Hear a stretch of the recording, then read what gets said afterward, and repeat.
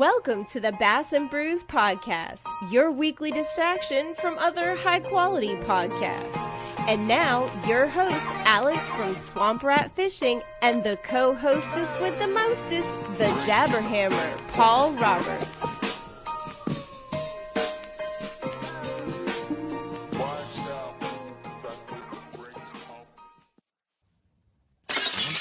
Whoop-de-whoop. You're such a fucking idiot, Paul. Hey, everybody. It's Friday, or it's Wednesday, or it's morning, or it's evening.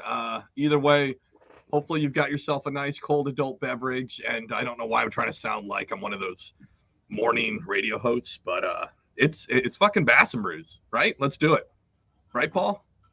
I have no idea what's going on with that. I don't know either, because you really fucked it up terribly. I mean, hey, I will say this though: you can get rid of your booster seat and get a fucking kayak cushion now. Yeah. Also, if you're watching on YouTube, I got two comments. One, my name today is Rest in Peace, Justin from TikTok. Sorry to that guy on TikTok, and I'm so proud of all you faithful brewskis for tearing him apart on TikTok because he's kind of a moron.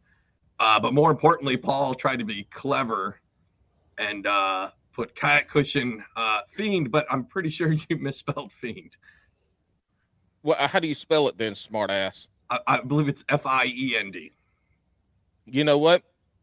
Ain't nobody caring. You male Karen. Anyways, look, how you spell it is how you want to say it. How you spell it is how you want to say it. That's all I'm saying. More importantly, we've got Brandon from Kayak Kushion on this week's episode. It's going to be awesome. It's a long time coming. Me and Paul were talking before. We've had some big names. Brandon's a big name, but with that comes with the big, production to have him on the show. We actually booked him about a year and a half ago, and from going through his media team, we had to send nothing but green M&Ms, and then when we sent them, there's one like red one, and he kicked it back. So after a year and a half, we finally got Brandon on the show. Brandon, how are you? I'm great. Thanks for having me. Yeah, it's middle of season, as y'all guys know. It's luckily the kayak community, the industry is booming. Everybody's out fishing, getting on the water, getting away from all the other things going on in life. So it's nothing better than water therapy. So yeah, absolutely. It's I'm glad y'all made time for me, and I'm pumped to be on here. It's been on a priority for me since Red Crest, when me and Paul got together and trying to figure out the time. I know y'all are busy, all of us are busy, and absolutely. So just making time for each other, man. It's pumped to be on here with y'all. Just to make sure people are clear, that was Red Crest 2018. Before there was even a Red Crest is when we tried to book him. Brandon's really hard to get, so we got him. Yeah, it's one of those things, handwriting thank yous to people and doing orders kind of goes priority, if you don't get it out, if everyone thinks you're Amazon, and it's, I wish I was sometimes, but I'm not going to sacrifice quality or the intimate, trying to get people with what they want, it's just kind of doing something different, as y'all both know. So yeah, well, I mean, it's tough. It's tough having a job like yours where you're protecting the ergonomics and the backs and the asses of all kayak anglers. And I'm pretty sure if anybody has a cushion under their skinny or fat ass, it's a kayak cushion. Yeah, man, it's me and you talked about it. Red Crest, got lucky with background in ergonomics. Unfortunately, got sciatica from fishing a tournament, and it's like, this is no way to live life. Never had a back problem, and we both know how to take care of it, how to stretch, how to even eat a little bit better, how to get rid of that inflammation. But you sit 10-12 hours multiple days in an old school kayak back in the day before all these innovations, the ass is going to hurt, the back's going to hurt. It's just some people can't stand up in a boat. It's unfortunate. I mean, I was very blessed to spend 2.5 years designing this.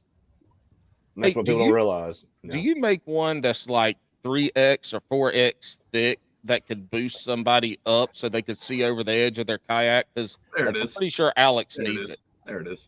That's funny you say that because I'm actually going to launch a new model. I'm trying to figure out terminology to not offend anybody with it. Right now, just call it the Swamp Rat Edition, and people will know. Call it the Tiny Two Legs Edition. Tiny Two Legs, yeah. Right now, everyone locally has tried it pretty much. I've been wanting to get the feedback from them. Yeah. And now it's called the Bertha, just because playing golf, Big Bertha was the big driver, and it's just a thicker, almost twice as thick. Yeah. He goes, hey, let's see if we can do something bigger. So I'm in the process of launching one. It's on my boat right now, and I think that's going to be the next model. You know, going about 50 to 75% thicker. Still offering a smaller one. Like my wife likes the soft edition, the original. But people like me, people like y'all, they want the thicker version. It gives you a higher seat up. You know, if you're pedaling, even if you're paddling, it's going to give you just a little bit more support. You know, that's y'all Brandon. Look. You want to find? Hold on, Alex. No, you hold on because I'm going to forget this shit if I don't say it right now. So you call it's the Big Bertha edition. We all have names for this now. Yeah, I'm the Big Bertha of Bass and Brews because I'm like 4x as thick as Alex. That's very true. Yeah, I mean, you've met me in person, Paul. I'm 6'3", 230. I mean, I'm not a small guy, and I've never Paul, been. You're like 2.5. You're like 2.5 times the height of Alex Swamp Rat Fishing. But you're also way under Paul. Paul's about 6 foot 450, so none of it is muscle. Hey, I'm all about, especially lately, the last couple episodes, giving out $1 million ideas. So I'm going to give you this one for free, Brandon. Please do. You don't even have to do a trademark on it. You should call it the Little Person Lifter. Yeah, I don't know if that one's going to fly. You know, it's. I mean, it's not the midget mat. It's the Little Person Lifter.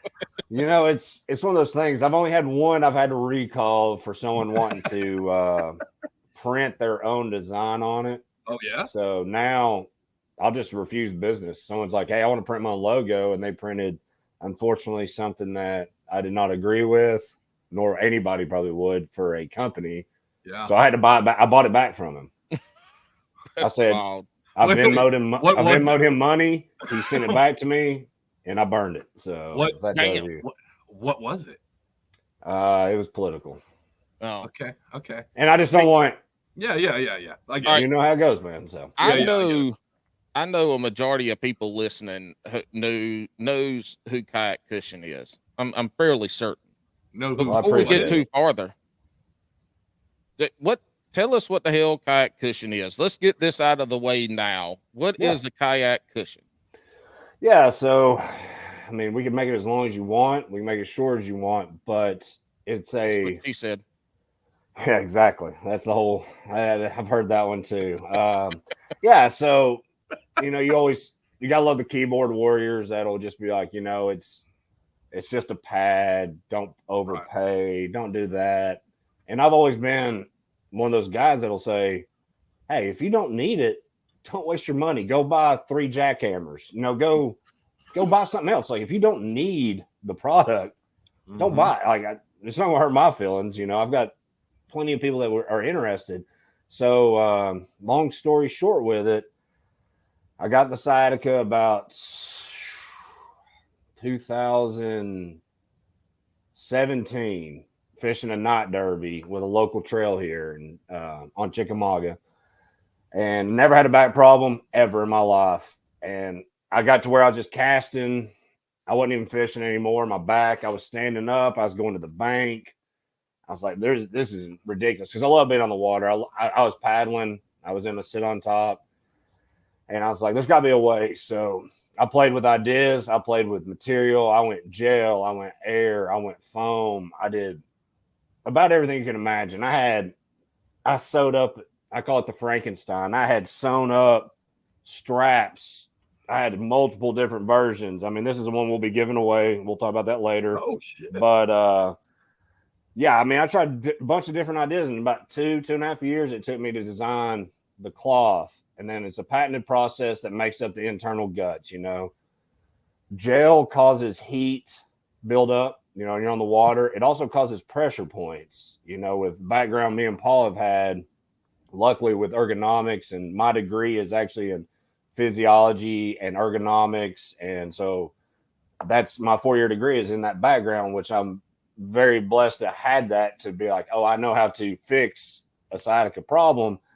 And played with some designs, made thickness, was too thin, was too thick, too expensive, trying to find it. And I landed on this size. It just made a generic size and slowly developed into it. It's people say get lucky. I mean, you kind of do. I made about 12 of them, all different covers, different colors, and I had some guys in the community, as I call it, that I sent it out to them for free. They wanted to pay shipping. I said, try it, you know, get your ass on it, wear it out. I want you to use it camping. I want you to use it in your truck. I want you to use it stadium seats, wear it out. And then people were like, hey, we got guys wanting to purchase it. And my day job, I was like, I'm just not there. I didn't even think about it. And with that, I started developing some and dugout bait and tackle, which I'm pretty sure everybody knows where they're at now in the kayak industry. Mm-hmm. Jamie down there bought every one I had when I first started. He wanted 100. I had 62 total. He bought every one of them. And that's where it really took off, was people just really wanted to try it. And I've been very thankful that the sewing, everything's made in Chattanooga, Tennessee. I do everything here. So the durability, I knew people were rough on gear. I'm rough on gear. And, you know, I played with it. I'm still developing it. As Paul's seen with my designs too, is if you're not changing it and listening to the feedback, and you can't do everything, but you can make a bigger version, a thicker version, but you don't want to have too many options. And that's really about 2.5 years of designing and playing with it. And, you know, here we are talking on y'all's awesome podcast. Hey, all right. We got the background on how the design and the material came about. How the hell did you take home ec in high school, or did you teach yourself to sew, or did you go to your wife or, you know, somebody because the sewing on it's, I know how to sew, but yep. It's like minimal shit. I can put on patches. I can, you know, sew the ass on after I blow that shit out, you know, shit like that. But how did you come up with being able to sew something that lasts with people, you know, sitting on it on a kayak, up and down, jimmying and around, all that shit? Like, how did you figure out how to sew or teach yourself how to sew till it held up? It's tough to say luck is how it happens, but I was able to meet some people that could teach me how to run a machine, what's the best way, what will last. Because when I first started, I sent an idea to China to get it sewn, because I was averaging almost $40 in sewing expense, just in sewing. And so the cushion would cost you $250 if I did that.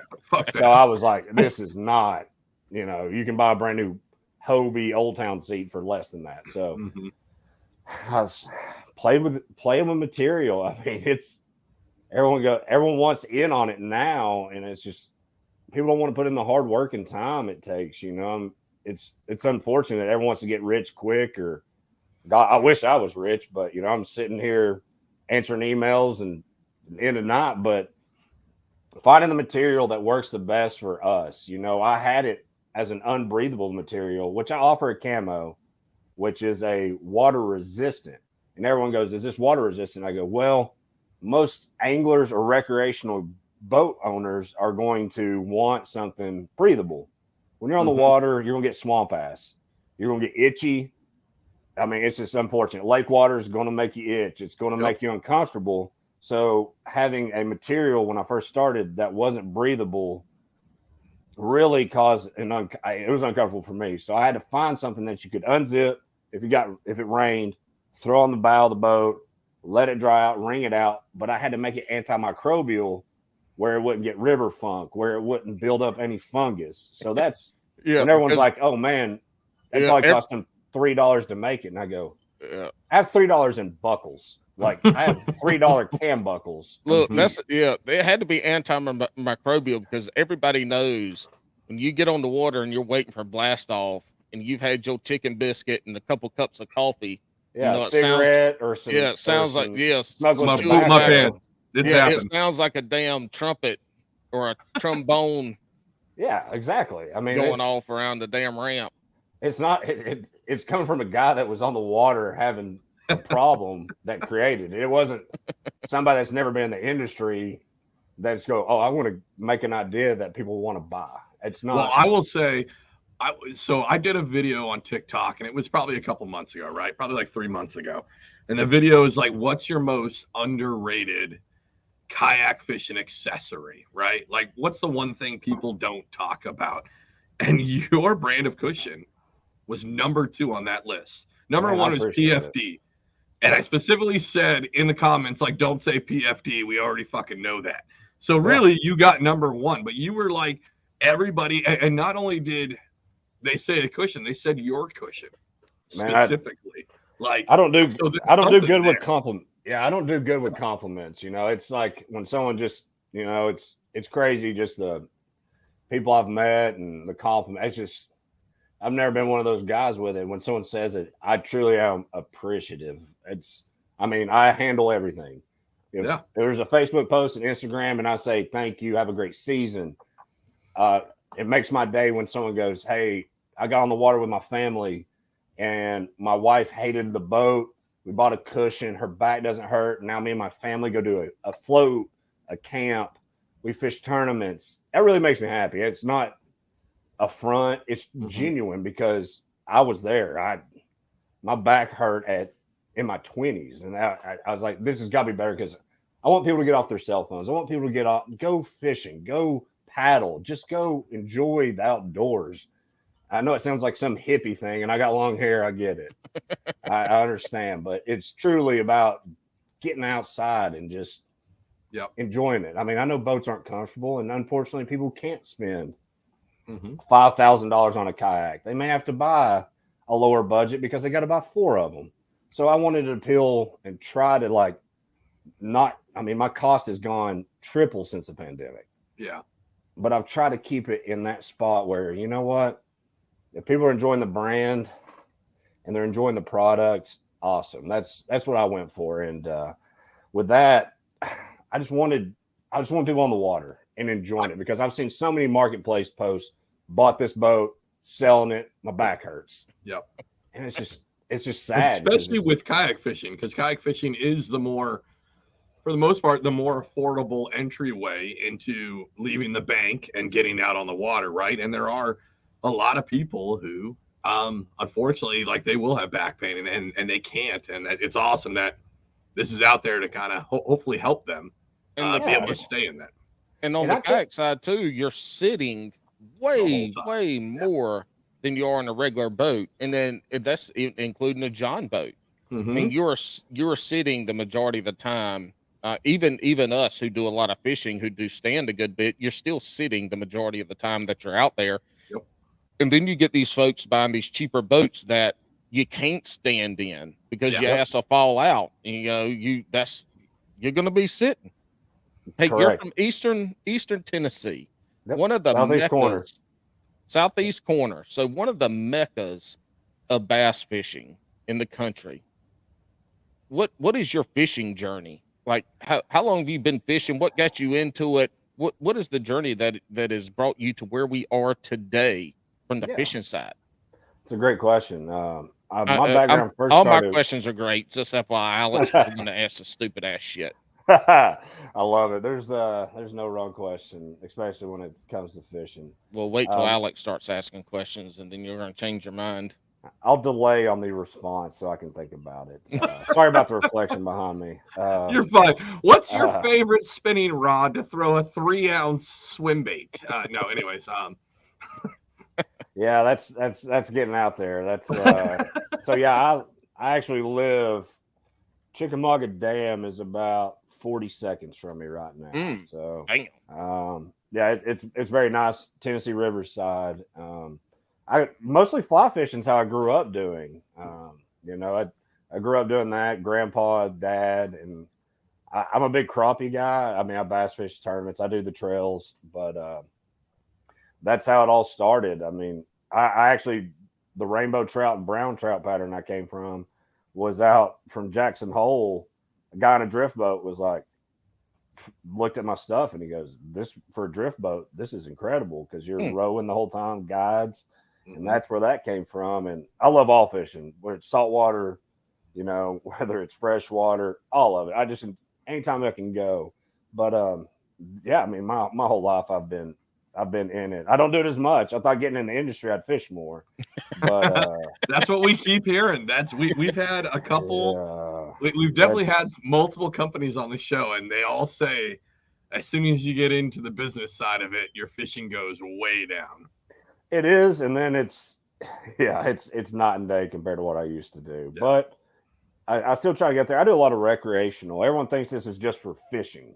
That wasn't the idea. It was mostly recreational because I'll paddleboard on Monday and take it out there. If you're on your knees, if there's some chop, you know, you can put your knees, use your paddle for that. I mean, there's not one use for it. So that's how uncomfortable, like, camping chairs or the chairs you take out to watch your kids' baseball or soccer game, those uncomfortable ass chairs.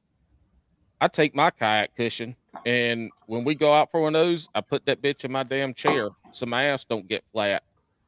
I mean, you're right. It's not even a damn fishing thing. You put this. I got it in my work truck. You know, I mean, I bought two of them at Red Crest. And I used the hell out of them. When I bought my kayak, part of the deal was my pedal kayak. Part of the deal is like there's going to be a kayak cushion with it, and this is just a Ma and Pa Old Town authorized dealer, right? Those are my favorite. That's my bread and butter is the Ma and Pa. I was in the military at the time, so I asked for a military discount, and they're like, "No, thanks for your service, by the way." Thank you. I appreciate that. You still can't tie a knot. You can go fuck yourself. And you still hate the troops, Paul. Anyways, so I was like, okay, I guess. And they're like, no, this is a high end. So I found out about your company by random. They had bought a bunch of your cushions, and they were giving them out as a promotion to tie into, like, if you bought an Old Town PDL, you got a kayak cushion, your cushion.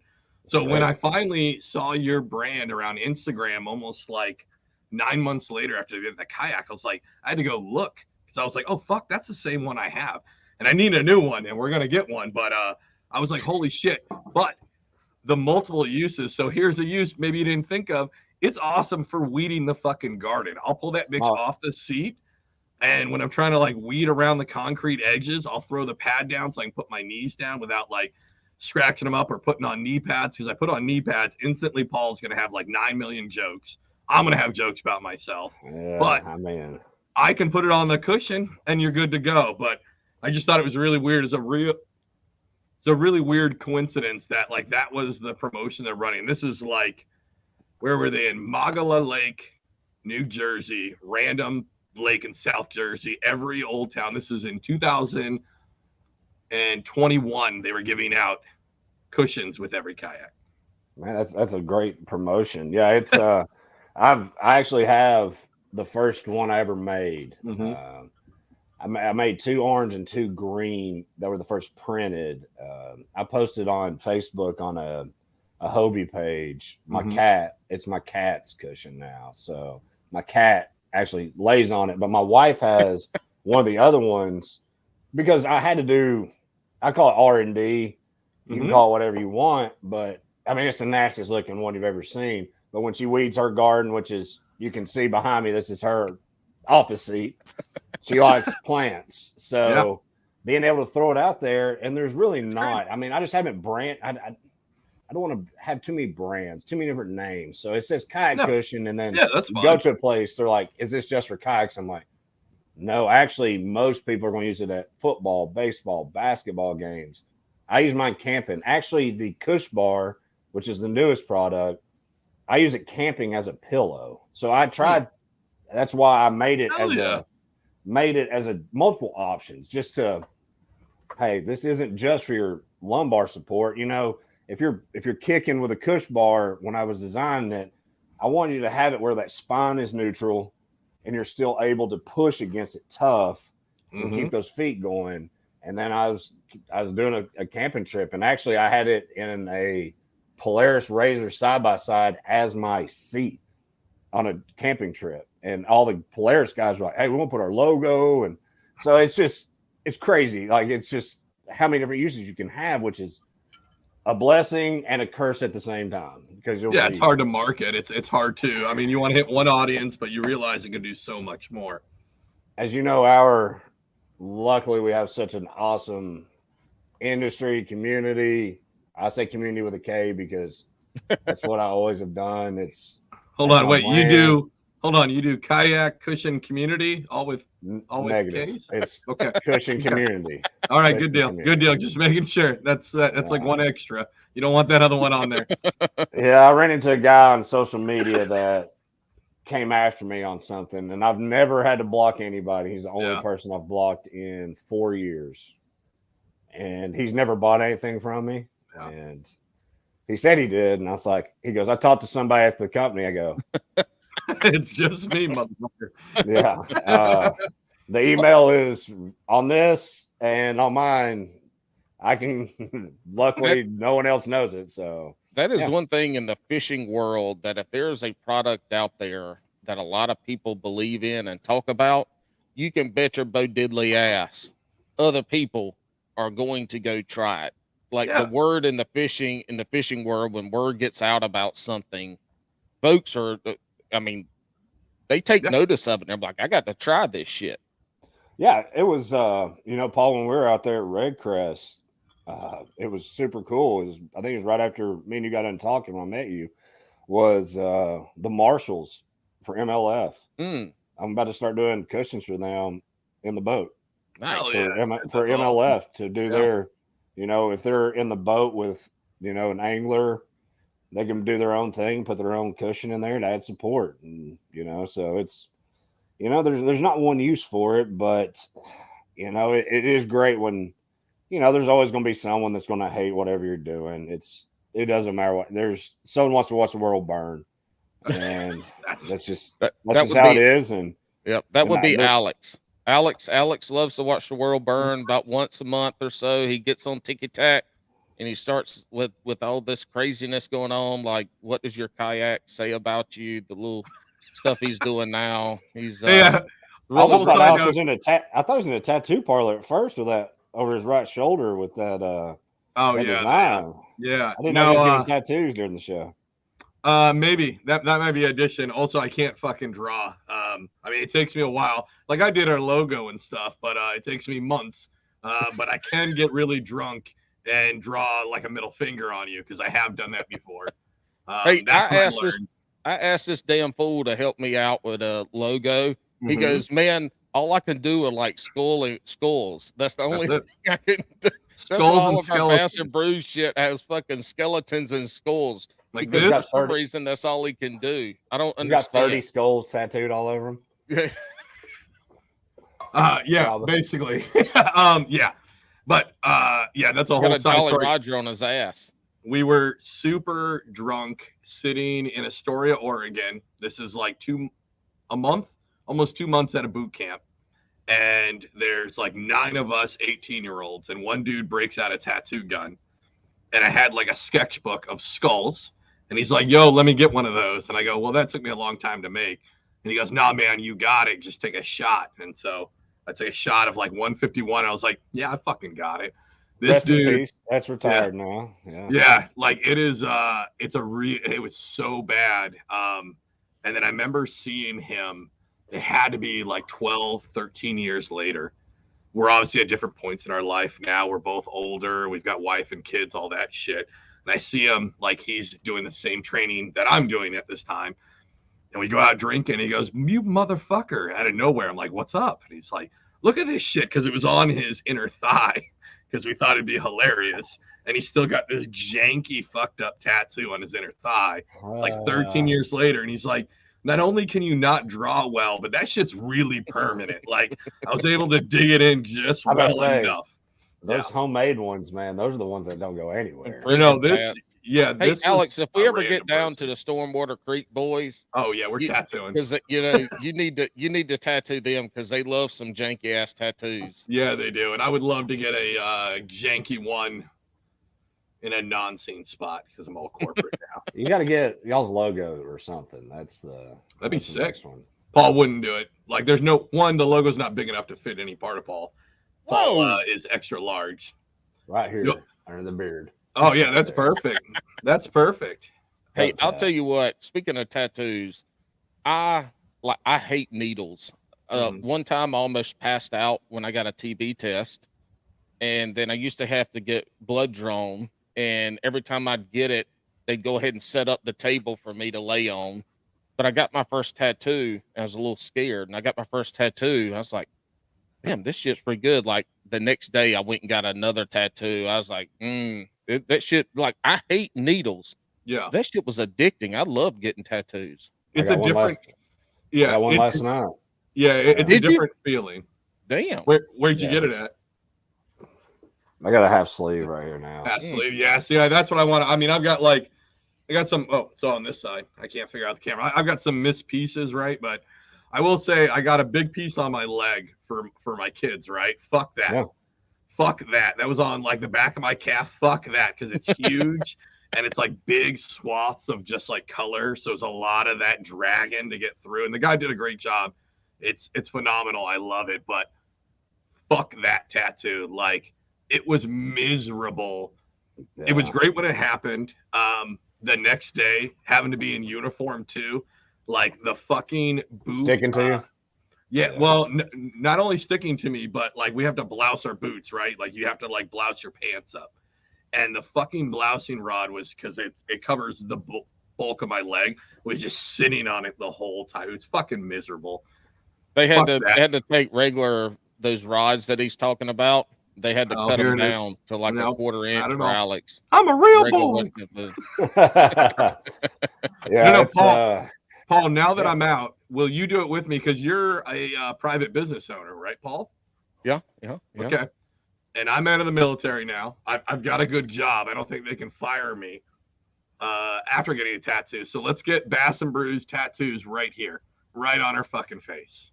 I think that's what y'all should get. No, I think so too. I don't have enough money to pay alimony and child support. Pass on that.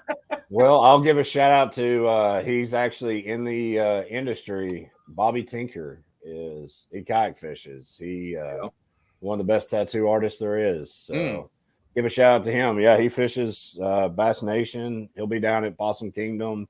Oh, nice. This next coming weekend. So shout out to him. He's a great guy. Good at him too. I'm going to give a shout out to a local. If you're in the North Carolina area, you got the Pin Cushion. Robert Ebert. He does Pin Cushion. He sponsors one of our trails, CCKF.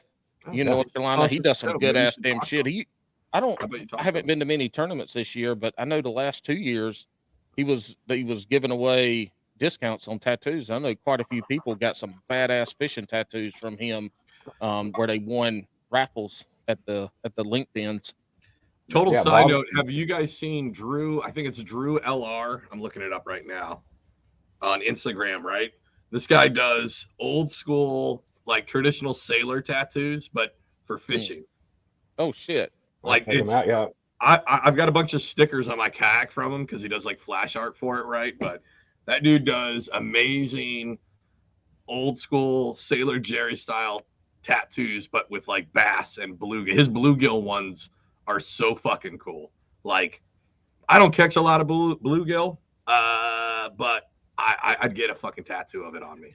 That's actually when we were talking about the fishing history. That's what I started out as a kid, was a popping bug on a fly rod.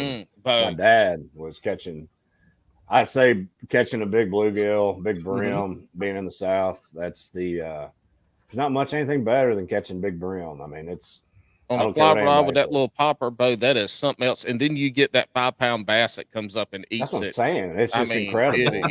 It can be. That is something else right there now. Yeah, it's fucking river fish. Give me a damn brim all day on a fly rod. Y'all want to catch some little pansy ass trout and shit. See, I love catching bluegill. It's hard to catch this day and age. It's not like it used to be. And I'm sure I don't know if y'all have seen it, but Chickamauga has got some type of pollution problem going on. Oh yeah, they got now. a bunch of dead fish going on. There's some fish kills going on there recently, huh? Yeah, they're not giving any answers about it, and I'm not going to get into what I think, but yeah, it's unfortunate, man. It's unfortunate to see, because I saw that about Chick. I've also seen it about a lot of these lakes that happen to run a lot of big tournaments are seeing lower weights, and they're seeing a lot of fish kills as of late. I think a lot of people know what the answer is, but what's the answer, Alex? I think a lot of you're just trying to get me to stir shit up. Anyways, and I will. Fuck it. I don't Hold on, know. let me take a drink. You don't. Yeah, so because you're think, in New Jersey, all of your fucking fish have problems up there. You wouldn't know a healthy fish from a not healthy fish. You're right. There. But I think a lot of these tournaments, there's too much. There's too many tournaments being held at these big lakes. There's too many big fish being pulled from where they wanted to be to somewhere else and going through the trauma. And I know they're fine, but when that happens to you fucking 7 times in a month, you're getting jacked in the face, thrown in a fish well or a live well, taken. I know. I changed it. Shut up. You misspelled fiend, and then dragged all over the lake. Weighed in. I think that's having issues, and I think that's what we're seeing is a lot of these places are hurting from it, and I think we need more of the CPR method to be taking place, possibly. Big fan of CPR. See, you still don't know how to spell. You stuff. I do. You're an idiot, dumbass. Anyways, I think the CPR, because there are. I remember a couple, and I'm sure they still do it. I just haven't followed a lot of bass fishing as of late. But like a couple years ago, I mean, there was some lakes in Texas, if I remember right.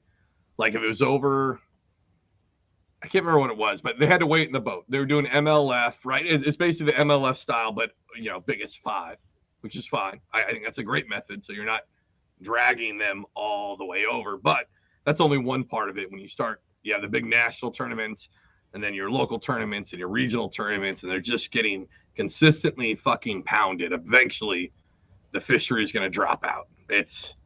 And you're seeing it on my home lake. I mean, it's just not the same. Yeah. And I'm not going to get into that whole negative side of it, but no, I get it. But listen, folks. Yeah. I'm right next to Atlantic City. Your favorite Atlantic City dock worker, by that I mean prostitute. Eventually, you beat her up enough, the bottom's going to fall out, and it's not going to work properly.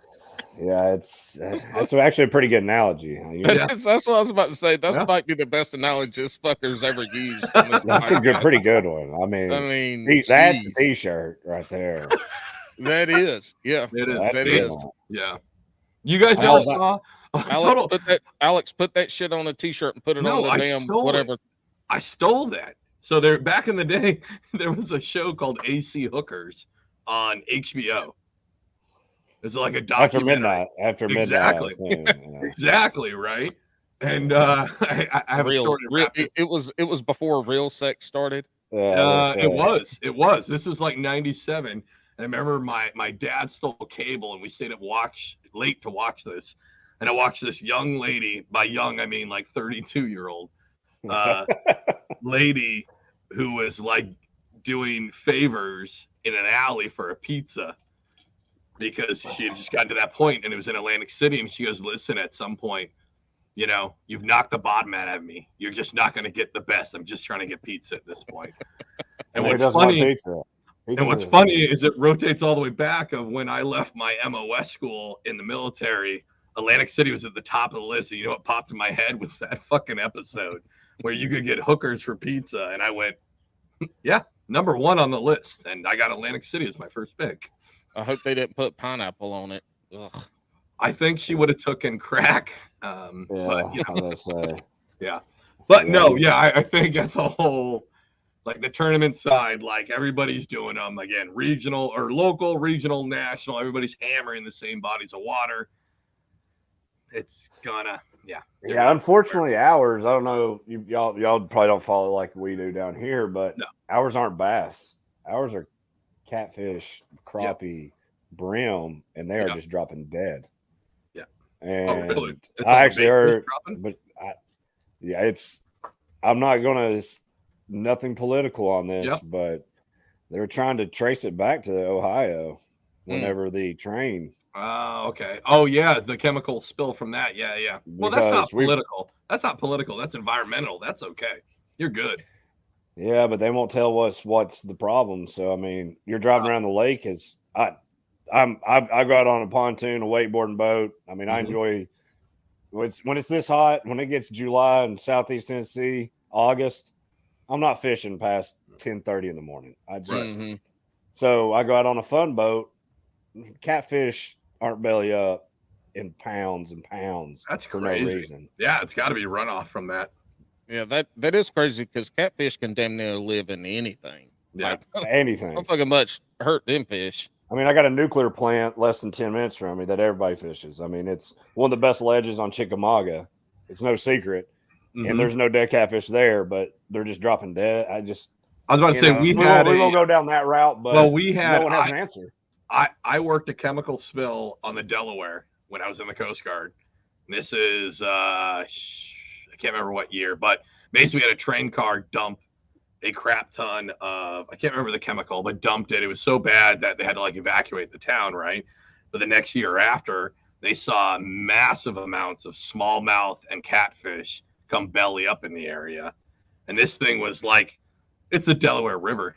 This bitch is polluted as all polluted. Again, like we run the traditional Jersey Delaware River pattern, which is you fish shopping carts and strollers and diapers. That's your Tennessee River where I'm at. There's no difference. Right?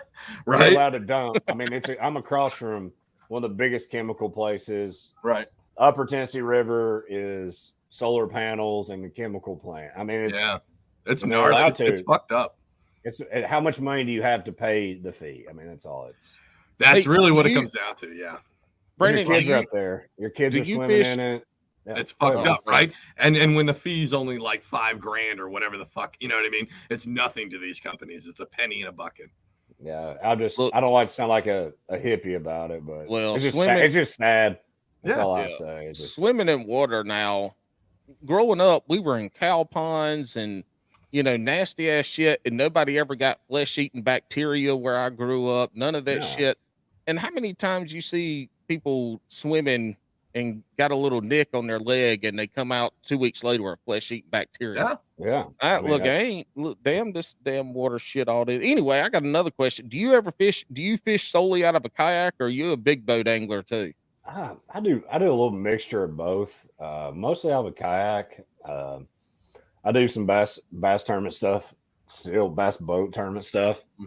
Really enjoying trout fishing right now. I have a drift boat. I got the Hiwassee River real close to me.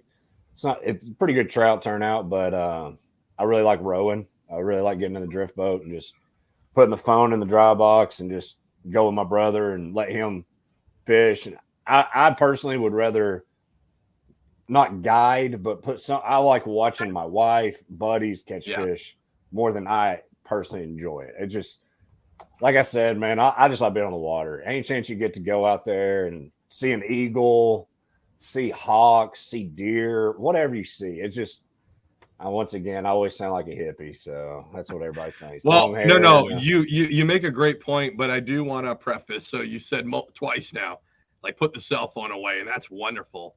But make sure, like, we've loaded up Bass and Brews first, and it's playing on your headphones, and then you put the cell phone away. I actually fish every tournament with headphones in. Oh, no shit. Wow. What are you listening to in those headphones? It depends. I want a couple of podcasts. Music. It just it's weird. I mean, if it's early morning, and you're stop fishing, and if there's a shad, if the shad hatch, if whatever's going on, if there's a topwater bite, I won't. Yeah. But I heard something crazy. Me too, right? Yeah, Alex, let the man fucking finish talking. Jeez, Louises. Are you really trying to correct me on interrupting people, Paul? I'll only interrupt you. Drew, where are you at, Drew? Drew, drop a comment on whatever platform. Drop a comment on this asshole. But I listen to podcasts. I listen to music when I fish, right? But I heard a comment from somebody, or it was a DM or something, and they were like, yeah, I know you like to listen to stuff. Check out this audiobook. And I was like, motherfucker, you're listening to an audiobook? Like, I feel like that's too much. I feel like that's It's my next thing. Like, yeah, you think so? I don't know if y'all ever watched the Terminal List. That was on Amazon. Yeah. Jack Carr's got Chris his Pratt, books. right? Yeah, Jack Carr that created it. He's supposedly got some really cool, very graphic audiobooks coming out. So I feel like that's a lot of time you got to stay invested in the audio. Like I'll put yeah, on me a too. podcast, right? See, my ADD. Like Bass and Brews is the best podcast because you don't have to listen. I have never listened to a Bass and Brews podcast since like episode 4. One, you're a liar because you listen to your own dickhead. So anyway, I was about to say, no, I didn't. He I listens never to himself while he's driving down the road. He does, yeah. He does. No, so y'all don't understand. I don't have to listen to a recording of me talking shit when I'm by myself because I'm saying that shit out loud to myself anyway. So, I mean, how do you think I come on these podcasts so prepared? It's because all I do is drive all day. And I think of shit that I'm going to say to Alex just out of the blue. That's genuine though. That's why I like y'all. It's when it's genuine like that. That's it makes a total different interaction. You know. I can't wait to change the format of this podcast when I fire Paul and we just go like straight tackle tips. Like I'll talk about the Ned rig for like 9 million episodes over and over. Right? It's going to be super boring. But you're Where'd you say the unsubscribe button was when you said Ned rig talk? Yeah, no, I can't. I've lost more fish on a Ned rig than I've lost on any lure in the world. So let's just put that. I've gut hooked more fish on a Ned rig than any other. I don't lose shit on it. What I do end up doing, I lose them by their life because let's say you're out there for you have to clean fish after using it. No, he don't eat fish out of his waters. He don't eat the fish. I do. Well, he said shopping carts and yeah, Bridgestone tires. He's I don't fuck with that. Salt water, I'll eat those, but not the freshwater ones. It's all polluted. But like the worst would be the pickerel. I don't know if you guys have those there in Tennessee, chain pickerel. They're like little tiny pike. Yeah, I'm familiar with them. Yeah, I just don't have them, man. Those motherfuckers will destroy a Ned rig, and they will engulf that bitch all the way down. And just got hooked. Like, but it's bad. It's not like a bass where you can like take some pliers and really get in there because they got teeth. Yeah. So you're kind of just like, I'm trying to figure out the best way to give them a Viking burial at that point where I cut it, put them under some cedar planks, launch them off and then set them on fucking fire. Shoot a bow and arrow at them. Exactly, right? Like there's no way. Like when a pickerel gut hooks something, it's really difficult to like fix it. But yeah, no, like I haven't lost a lot of fish on a Ned rig. I have gut hooked fucking most of them. That's why I don't fish it anymore. Hey, speaking of bow hunting, do you do any bow hunting up in the area you at, Brandon? I used to. Used to love bow hunting. Mm-hmm. It's not finding land these days. It's almost where I'm at. It's one of a very popular. Everyone from Nashville has came down. I've got to go to Nashville actually tomorrow to Music City Outdoors. But I'm about 2.5 hours from Nashville, and everyone from Nashville is moving to Chattanooga. So. I meant for fish. This ain't a hunting podcast. I used to bow. I used to bow fish, and then I just got out of it. I just why'd you bow fish? Yeah, just shooting carp in the back. Oh man, I was young. A buddy of mine, he goes, "Let's go try it." Drinking beer. It's. I really feel like bow fishing is a young man's game. Like there's not a 70-year-old. It's one of the most redneck things I've done. It really fucking is. I'm glad you said it because holy shit, when I am outside of cow tipping, bow fishing, mailbox mashing. I mean, it's it just ain't for me, man. I'd rather go night cat fishing. I would rather go carp fishing than fucking bow fishing. I think carp fishing looks fucking stupid. And I would much rather do that than bow fishing. Bow fishing looks like, I feel like the best part about bow fishing is fucking your cousin at the end of it. Well, you're probably embarrassed because you have to use. I like how I got Brandon with that one. You're probably embarrassed because you have to use a used small bow Yeah, they're all small bows. Nobody's using like a giant compound one. I'd get back into it if you could shoot Asian carp. Like Asian carp are easy to hit. You know, that would be because Kentucky. Can you not cap those ones? I mean, yeah. I mean, it's totally different than your traditional. Yeah. Bow fishing. So I used to be big into it. I got out of it. A buddy of mine actually started a company. It was called River Caviar. So you would take the carp eggs, like roe would be from the saltwater, and pretty lucrative actually. How does that taste? About what you think. No, Chickamauga Lake caviar when the fish are dropping dead for no reason. I mean, it's trash. Yeah. I ain't gonna feed like I've had roe from salmon. Yep. And it's like Alaska salmon. It's fucking amazing, right? And I feel like that's different. It's a whole experience too, right? This man's talking about eating carp eggs. Yeah. Salmon eggs. But I found out that's you go to a restaurant down here and they're like, it's catfish. It's actually most of the time it's carp. Yeah, well, they call it something else. What is it? Or it'll be a drum. It's a drum.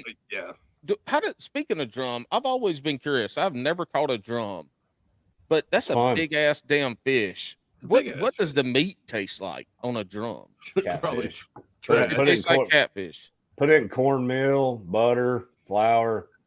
It's gonna taste like brim. I mean, it's it's the South, man. You're going down here, it's gonna be. See, when you guys put butter on it and cornmeal, it'll taste like it's gonna be biscuits great. And gravy. So yeah. I think that's so funny because we have black drum up here, right, in Jersey, and they're not freshwater; it's a saltwater fish, and they're giant. They're like 50 to 75-pound fucking fish. They're giant. Nobody fucking eats them because when you eat them, there's like all these parasites that fucking like come out of them. They're disgusting. And then I have heard that like freshwater drum are decent, so it's got to be a size, issue, whatever it is, because I guess technically they're like the same fish. Just I'm a crappie. Crappie fishing's my favorite. Crappie's good as fuck. Yeah. More than anything, crappie fishing's my favorite. Light tackle, and like Paul said, you can hook up on a 5-pound bass on 2-pound crappie line on a 30-second jig. Dude, you're speaking to the time of your life.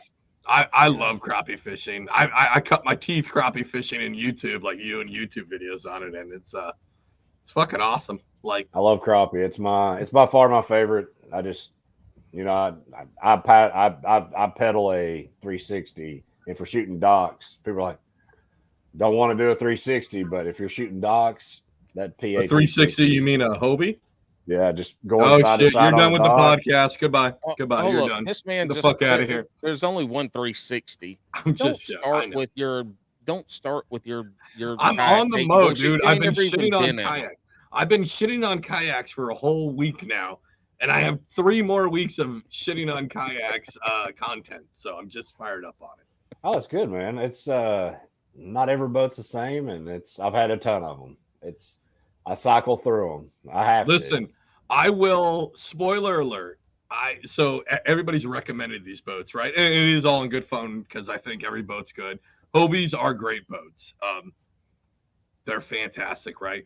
So everybody keeps recommending different models of boats that I do these videos on, right? Somebody recommended the Brooklyn kayak version of the PA 12. I don't think I've ever. Listen, that is the ugliest fucking boat I've ever seen. It is the worst designed boat I've ever seen. And I recorded a TikTok today for it. It'll come out on Monday, which is like before this will actually post. But fuck that boat. It looks like a blindfolded, half-drunk Helen Keller was told to fucking design a fucking kayak. It is awful. It is disgusting looking. You shouldn't talk shit about a kayak until you've actually been in it and used it. That's my thoughts. Sure, but we're on the age of the internet and content creation where I can just talk shit when I want to. So fuck off, Paul. I've never met you, Paul, in real life, and I'll still talk shit about you. Y'all still haven't met in real life? We haven't. No, we've got to do a meet up this summer. Y'all know that's a business expense, boys. Just You're right. A Imagine this business is- expense. Look, every time we make- do this podcast, it is I all lose money. expenses. Yeah, Yeah, I lose money every Alex time we loses- do it. Yeah. But yeah, only- Paul. the only Also- money I've lost on this podcast is when I had to buy my own Bass and Brew shirt that I outgrew. He got too fat for. You got too tall? You got No, Yeah, he got yep, too fat. Yep, I got No. too tall. I got too tall width-wise. No, It's good food. Good But cook. you're right. We could do this as expense, and we do have to figure it out. But I want to go back to Brooklyn Kayak. That is Oh, the Nobody cares about your fucking stupid kayak that you're talking about. What boat do you fish out of? What's your Old Town Top Water 126 or Yeah, 120, big fan. whatever. I'm in the awesome process of finishing up some things with Old Town. So Yeah. Old Town should or, have an, or should have an Old Town branded one coming.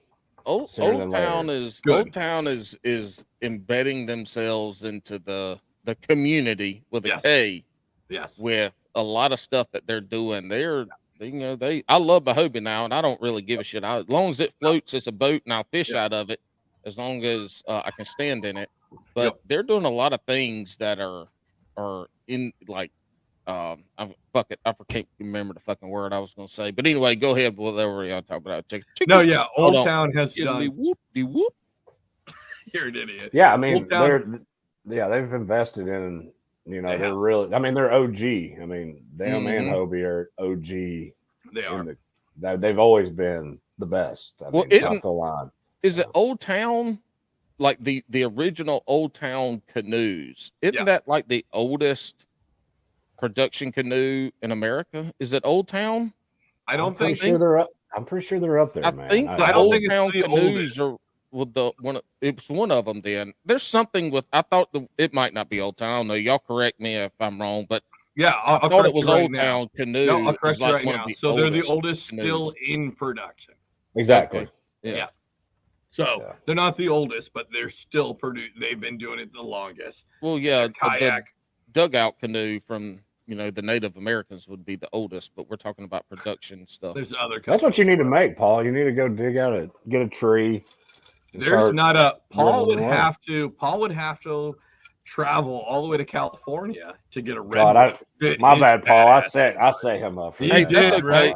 Like That's there's okay. no way there's not a tree in North or Yes. South Carolina that is gonna fit Paul's fat ass. He has to get a giant sequoia to maybe fit. I Hey, knew that was coming. I bet- My bad, Thank you, Paul. Brandon. Hey, Thank there's you. 3 people on this podcast. I bet there's only one of us that was a wildland firefighter and cut down a redwood, There or it is. 4 in California. Hey, He hey, did tell me when I Ham met him one of the best stories because my hair obviously longer. Paul, if I'm not mistaken, didn't you get your hair caught in a? That's a good story. I don't know if anybody on this podcast has ever heard No. it, but that is a incredible. But before we get story. into it, Hambone and Tony, sorry, not Tony, Tori. Tori, make sure to mark this down as a time that Paul has mentioned that he's a wildland firefighter, because that's a bingo card item for Bass and Brews. So you got to take a drink every time he says it. Yeah, or we just No. shit on him relentlessly for It's just- it because he It's likes just to mention relative. I all bring the it up time. when it's relative. Yeah. When it's All right, relative. let's hear the story about you catching your hair, Paul. So I It's used to pretty have good. really long hair when I was a wildland firefighter. It was down Mhm. past my shoulders, big old locks. It was beautiful. I loved it. Every time I got my hair cut, I'm like, oh my God, you got beautiful hair. It was wonderful. It was cool. Anyway, I was a dozer operator and we had to go check our equipment, get underneath shit and all. We had creepers. And I was doing something, I think What it are was on the creepers? trailer. What a creeper. Creepers is what mechanics use when they lay on their back to roll up underneath Okay. vehicles and shit. And so the creeper, I think I was welding something on the trailer or something. I don't fucking remember. Anyway, I get up under there and I'm by myself and I'm doing whatever I'm doing and I'm rolling around, and all of a sudden I go to roll out. I pull my legs towards my hiney to come out from underneath the trailer, and all of a sudden my head gets yanked back. Like somebody had grabbed my damn hair and yanked my head back. And I'm like, oh shit. And so I push myself backwards and then it gets tighter. And my head, I think it was my right side, luckily. And so my head is like plastered to the damn creeper. my hair had gotten caught up in the wheel of the creeper. You know how when you get a backlash, that bitch, the line gets fucked up going forwards, it gets fucked up going backwards. Like you can't pull it out, you can't do any of that. Well, that was my hair wrapped as a bird's nest in the creeper wheel, and so the only thing I could do was pull out my pocket knife and saw my hair to get it out the creeper, and it looked like a little hamster when I was done. As much hair, I had a big old knot of hair missing out my head, and so I just let it grow back. Everybody's like, "You're gonna have to get your hair cut." I'm like, "Man, fuck that! I didn't get my hair cut." But sure enough, after that, I went to YouTube and I learned how to put my hair in a man bun. Yeah. So when I was doing shit, I could put it in a man bun and it wouldn't get caught in the creeper no more. I had mine. I had mine pulled back when it first started. I know. I was disappointed. I thought you got a haircut. You never understand how much cooler, like temperature-wise, it is to have it off your neck, man. Hey, but when you're wildland firefighting, you get near the fire, having a beard and long hair, like that shields your skin. Oh, sorry, That shields your skin from getting, getting hurt. All these other people with clean shaven face and all they got these little wraps around their face, putting their hand up. You got a big old beard and hair. You just go around, and when it gets hot outside, you just cover your whole head and beard in water, and it's like an evaporator. When the wind blows, you're walking, the air's moving through your wet hair. It's like an evaporator on an air conditioner, and it cools you down. And then in the summertime, it's magical, and in the wintertime, it keeps you warm. It's like magical. Hair's magical. You need a mustache. You just need to shave it all but that mustache. Well, I've been clean shaven twice since May 17th, 2008. I shaved at 10:04 in the morning on May 17th, 2008. That's the morning I got married. And then I shaved again in I think 2015 for a job interview. And that's been it. That's the only two times I've ever been clean shaven. I think if I clean shaved one time when I've been with my wife almost 10 years. I think she'd divorce me if I shaved again. So, well, mine would probably like it. Hey, when I did shave in 2015, my daughter heard me talking. She'd be about around the corner and walked in and kind of did the looking around like, who the fuck is this? Mom's got a boyfriend. Yeah. And for like 2 days, she side-eyed me. She wouldn't do it. And then the worst was she told my wife, she's like, I like daddy with no beard. And I was like, no, don't say that. Don't say that. You take her to Baskin Robbins and give her some ice cream. Say, Dad's not doing this. So after 20 years of having to shave and now being able to grow a beard, right? 20 years. Are you retired? Are you retired military? Yeah, I am. Yeah, I just retired in February 1st. That's awesome, retirement date. Thank you. I appreciate it. Hopefully you get some other people to sign up, but we won't go down that route. Probably not. He spent 20 years in the Coast Guard. Go ahead, Paul. Let's hear it. That's dangerous territory, Paul. Good luck. Go ahead, Paul. No. Paul's made it abundantly clear, and everybody knows the new shirt that actually is going to come out is this awesome logo, and on the back it's going to say Paul hates the troops. So it'll be real clear. That's dangerous. No, but not. So So I instantly wanted to grow it, right? I wanted to grow it really big and like Paul has, right? And I've realized that's too much. It's too much fucking hair in my mouth and everywhere. So I want to keep a shorter one. But what's funny is I did cut it it wasn't on purpose. I fucked up and I actually cut it remember that, Paul, when I cut it way too short? He was trying to trim it up and buzzed half of it off. What, look like a Hell's Angel? No. I mean, it was almost this length for a while, right? Actually, it was a lot more. And then I was about ready to have a job interview. Eventually, I secured the job, but that job interview, I tried to trim it a little bit, but I trimmed it on a 1, so I cut it super fucking close on accident. It just looked like stubble. I'm about to say a 1, man. That's a. Yeah, almost a clean shave. I was gonna say it's a buzz. I mean, that's what I'd use on my neck. Basically, I put it on a 1, right? And then I went, and I was like, oh, I fucked up. And I just had to go with it because I made such a commitment, right? Paul made fun of me. But what's really funny is I did my interview with that. So it was just like a stubble. And then I got the job. And then after all the stuff that's involved in that, it took like a month and a half, 2 months for me to actually start work. And when I started work, I had the full beard now, actually more. And my supervisor came in to this orientation area, right, where all these orientation, mind you, it's me and probably 20, 22-year-olds. I'm literally the oldest fucking person here. There's nothing but a bunch of like newly graduated college students and then my ass. But she's sitting there and we're sitting there waiting. I don't really remember what she looks like either, but I remember sitting there for 15 minutes and finally this lady stands up and goes, "Is there an Alex here?" And I'm like, "Yeah, it's me." And she goes, "Oh, you have hair on your face now." And I'm like, "Yeah, I do. Okay, let's go to work. Let's do this." Like she didn't even recognize me growing it out. But you got the salt and pepper. You got the salt and pepper going. That's, it's super. There's a lot of salt.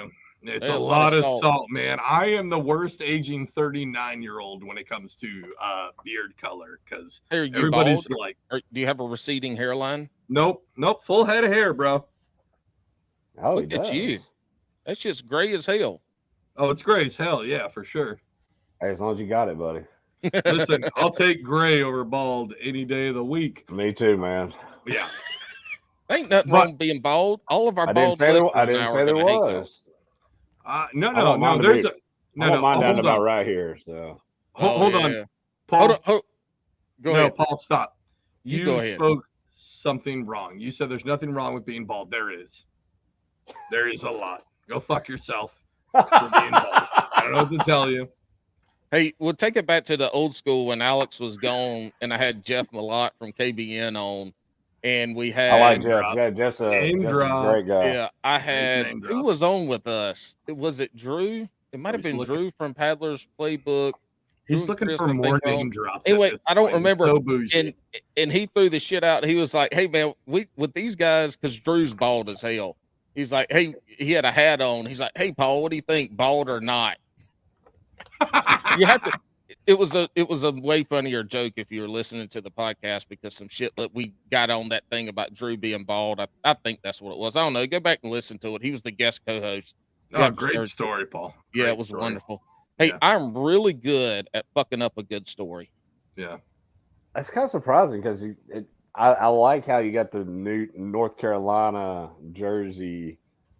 You know, it works. Y'all have got two totally different vibes going. So, you know, it's not by design. He's actually from the Weird Coast, though. He's originally from the Weird Coast. Oh, okay. Yeah. So I grew up. I grew up 18 years in Seattle, and joined the military to get the fuck out of there. So, yeah. So the best thing coming there is what, King Griffey Jr.? Is that what we're gonna say? Well, yeah. Junior's the king.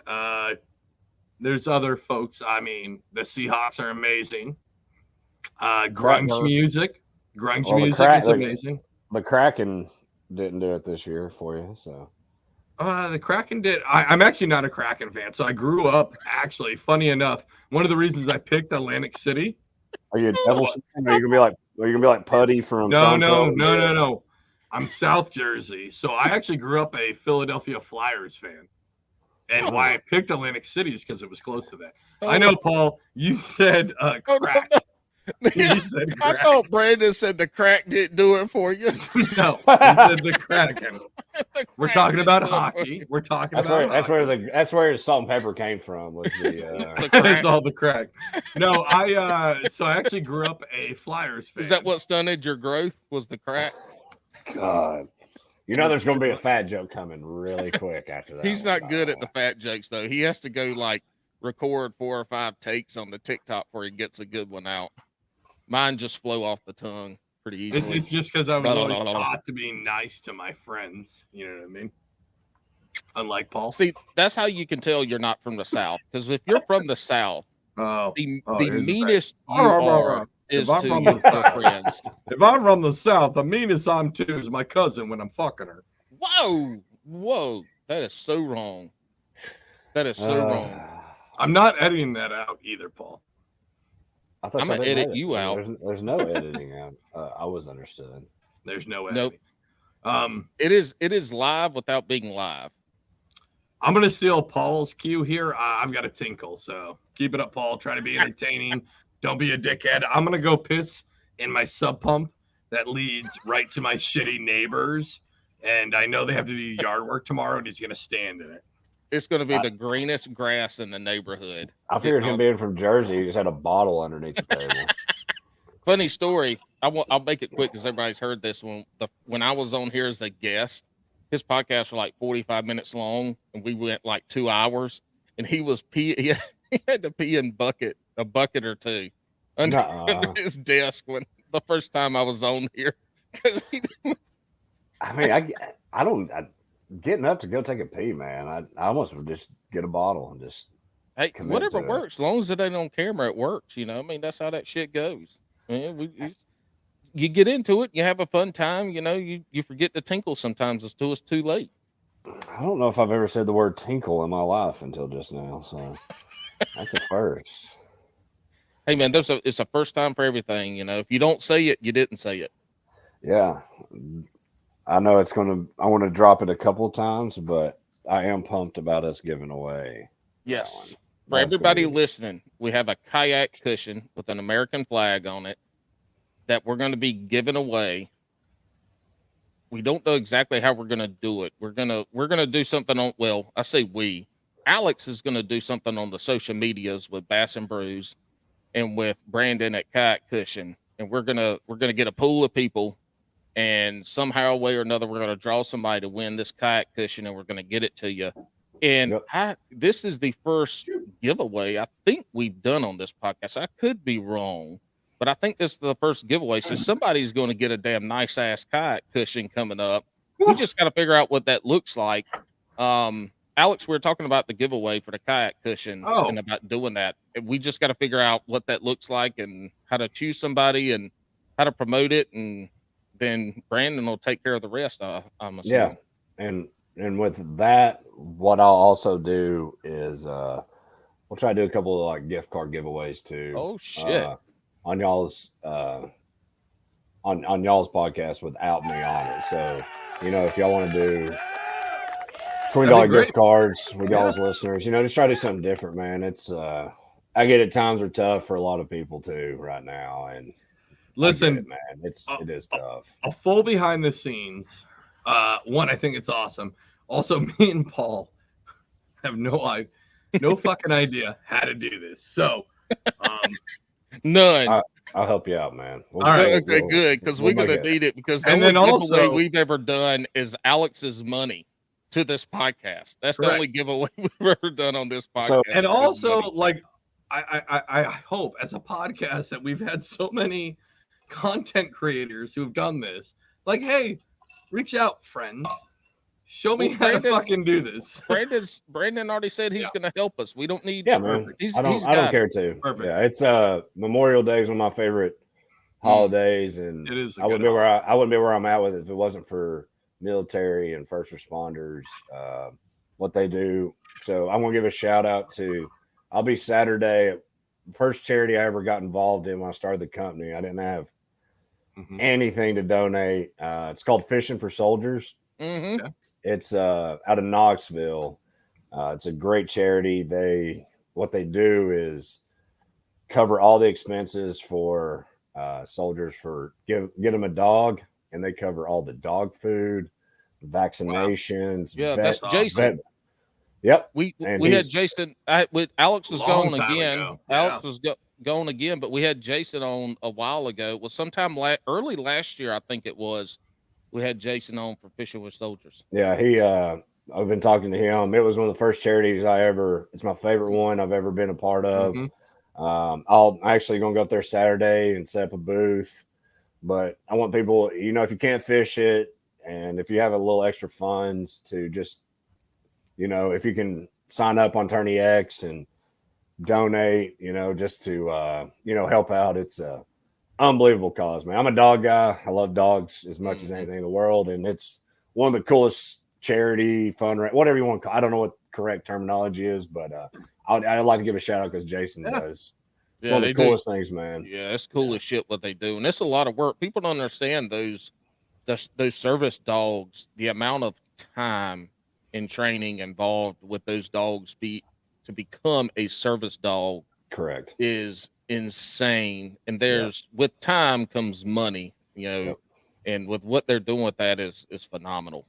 Yeah, and it's awesome that a lot of people that they don't even get to fish it, man. They donate, they just sign up, $40, $50. I know it's a lot of money. I know it's tough for a lot of people, but anything helps, just helping out the guys and women that served, and giving them a companion to help with. God knows what they've been through. Yeah. So I'm always thankful for what they've done. And I think to be so fully clear, obviously you guys are listening. This is after Memorial Day weekend. But also plug Heroes on the Water. Brandon, I don't know if you're aware of them. They're a national organization. I work with them. Yeah. That likes to put vets in kayaks. I think they're a huge, wonderful organization. And again, I know you guys are going to hear this after Memorial Day, but you still reach out to Jason. And of course. You can always donate money to Fishing for Soldiers. Yep. It's a great one. All of them, anything that helps out there's so many great organizations now that are trying to get people on the water that, they're needed. Those organizations are needed because we have people like Paul who just really just beat down on the troops and what they've been through. So we really need them because of Paul's just deep-seated hatred for the troops because I don't want to see his front yard after this airs. Well, I live in a townhome, so I really don't have a yard. It's a driveway. But I will say on this too, we've referenced this a good bit, and we had Wes on a couple months ago. We talked about that with how many folks we've had on this podcast. And if you listen to a bunch of other fishing podcasts, you always run across veterans that say getting out on the water and fishing was, life-saving for them.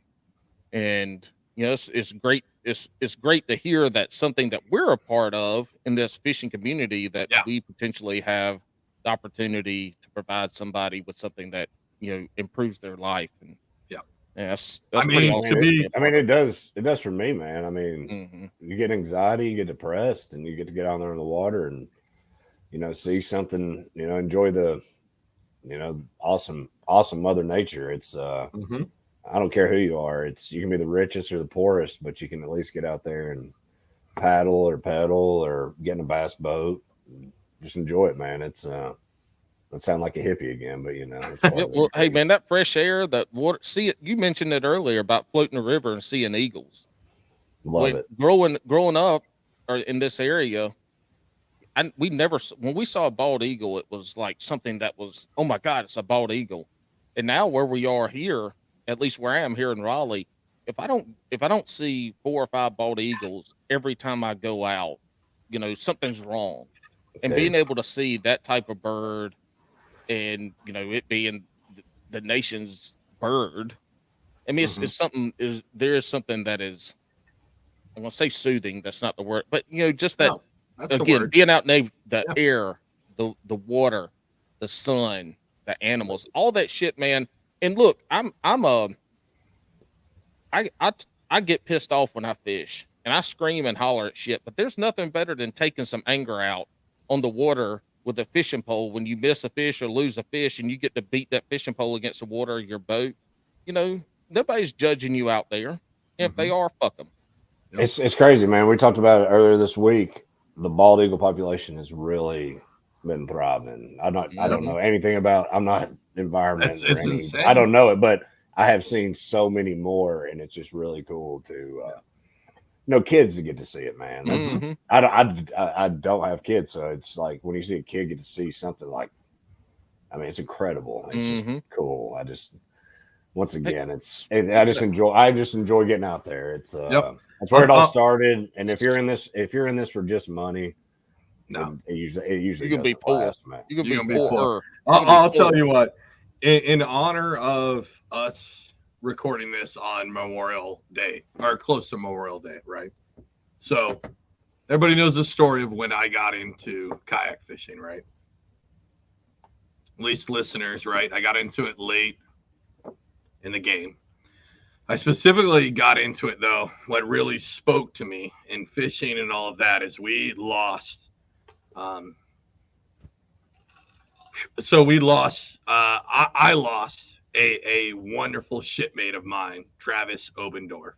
He died on November 11th, 2013, in the middle of a search and rescue case while I was on board in the middle of Alaska. His head, well, I don't want to go into details, I guess, but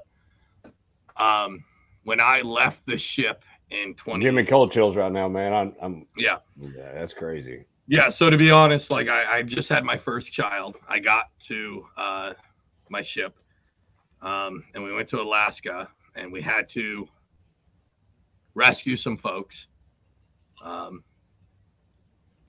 and things went wrong. I don't want to get into all of that, but things went wrong within the system of the Coast Guard. And unfortunately, Travis Obendorf, lost his life that day trying to save these people. And like I was there when it happened. It was gnarly. It was most fucked up time to take a cigarette break to watch the incident happened. And when I got off the boat in 2016, this is 3 years later. So I was able to deal with the grief because I had my brothers and sisters in the service around me. And some of them didn't do too well from it, but we were there. And when I left the boat, I went to a land unit. And as much as Amanda, fan favorite on the show, Amanda, my wife, and all my family tried to understand, they couldn't understand because there's no way you can.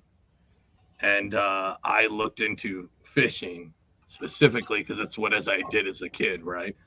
Yeah. And it gave me the best therapy that money could fucking buy. And it gave me, I had therapy given through the military and all that. The best thing was sitting in a plastic boat eventually, right? A shitty Ascend 10T. That's a pretty good boat. No, it's a piece of shit. Not bad, man. But it is probably the boat that the most kayakers started. Yeah, because you can buy it at Bass Pro. Yeah, because you can buy it at Bass Pro. But cheaper in therapy, man. It's way cheaper. But I specifically remember catching my first fish in that boat and like hitting it, the adrenaline, and releasing it, but then releasing a lot more. Because it sounds, as you keep saying, super hippy dippy, right? I remember releasing a lot at that point. I really do remember sitting there, like being in tune with everything around me. And it was the biggest thing. And I don't mean to make it super heavy on the show, but like that was the fucking biggest thing for me. No, man. Well, I'll tell you what, man. Well, cheers your buddy that will get his life done that. Yeah. No, Travis was he was an awesome guy. I know this show's gonna, post after that, and I don't really talk about it a lot on the show. I feel like Memorial Day weekend, man. I was a little restrained. Barbecues and shit. Yeah. It should I was a little restrained from being in the Coast Guard at the time because it's a disputed case in the Coast Guard. I'm about to say, I didn't know much talk about it. Yeah. Yeah. So the Coast Guard disputes. Fuck it, I'm out. The Coast Guard says that he did wrong and he did not. We were all there. We watched his head get crushed in due to an officer. So that's unfortunate, man. Correct. But anyways, yeah. So kayak fishing literally was the best therapy or whatever I could get from that. Yeah, man. That's why it's I'm not good at using those type of adverbs, adjectives, and all that, but it's a beautiful sport that I hope continues without negativity and just not everybody can afford a $80,000-$100,000 bass boat, but you can go to Bass Pro and get in that Ascend you talked about. Yep. And just get out there and like I said, that's how mine started was, hey man, I just want people to enjoy the water. Just the cushion. I'm not trying to get back to business, but no, you're right. Everyone thinks it's about anglers. Anglers are about this much of the industry. But how many families go out? How many moms, dads save money to get their kids on the water to buy a $100-$200 boat? And unfortunately, it may make the butt sore. To go out one time. Throw that cushion on it. You'll be all right, though. And it's not trying to be a sales pitch, but it was like, hey, I want those people to maybe find a solution that doesn't make you have to buy a $3,000, $4,000 unit, and not, you saying that story, man, it's the best therapy for me. I'll take the paddleboard out. I won't even take a fishing rod. I'll just take the paddleboard out and just go paddle and just look at the environment and just sweat, just go out there and paddle and just be like, just get your breath, man. It's I would record every time I went out, right? Once I got the Old Town boat. And I tried to do this whole YouTube thing, right? And the last month I stopped bringing GoPros out. I went back to like normal, right? I stopped, and I think I've talked about it. Paul's gonna, obviously tell me that I did, but he's gonna say you're short or something. That's what's coming. He's gonna say like, oh no, like I GoPro couldn't see you in the seat or something. He's gonna say something like that. See, thank you. Finally, we have a guest that jumps in on the short jokes. I'm picking up on y'all's vibes. I like it. I like smart assness. So that's it.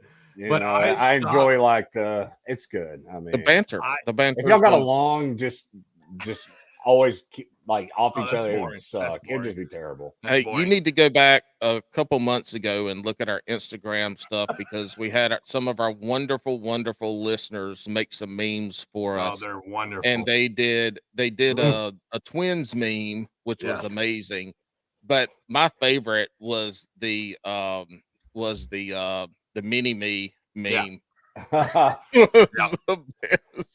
I mean, if you can't laugh at yourself, man, no, you have to. Oh yeah. Well, and I say this too. Alex doesn't have a lot of fat jokes because I preemptively strike with fat jokes about myself.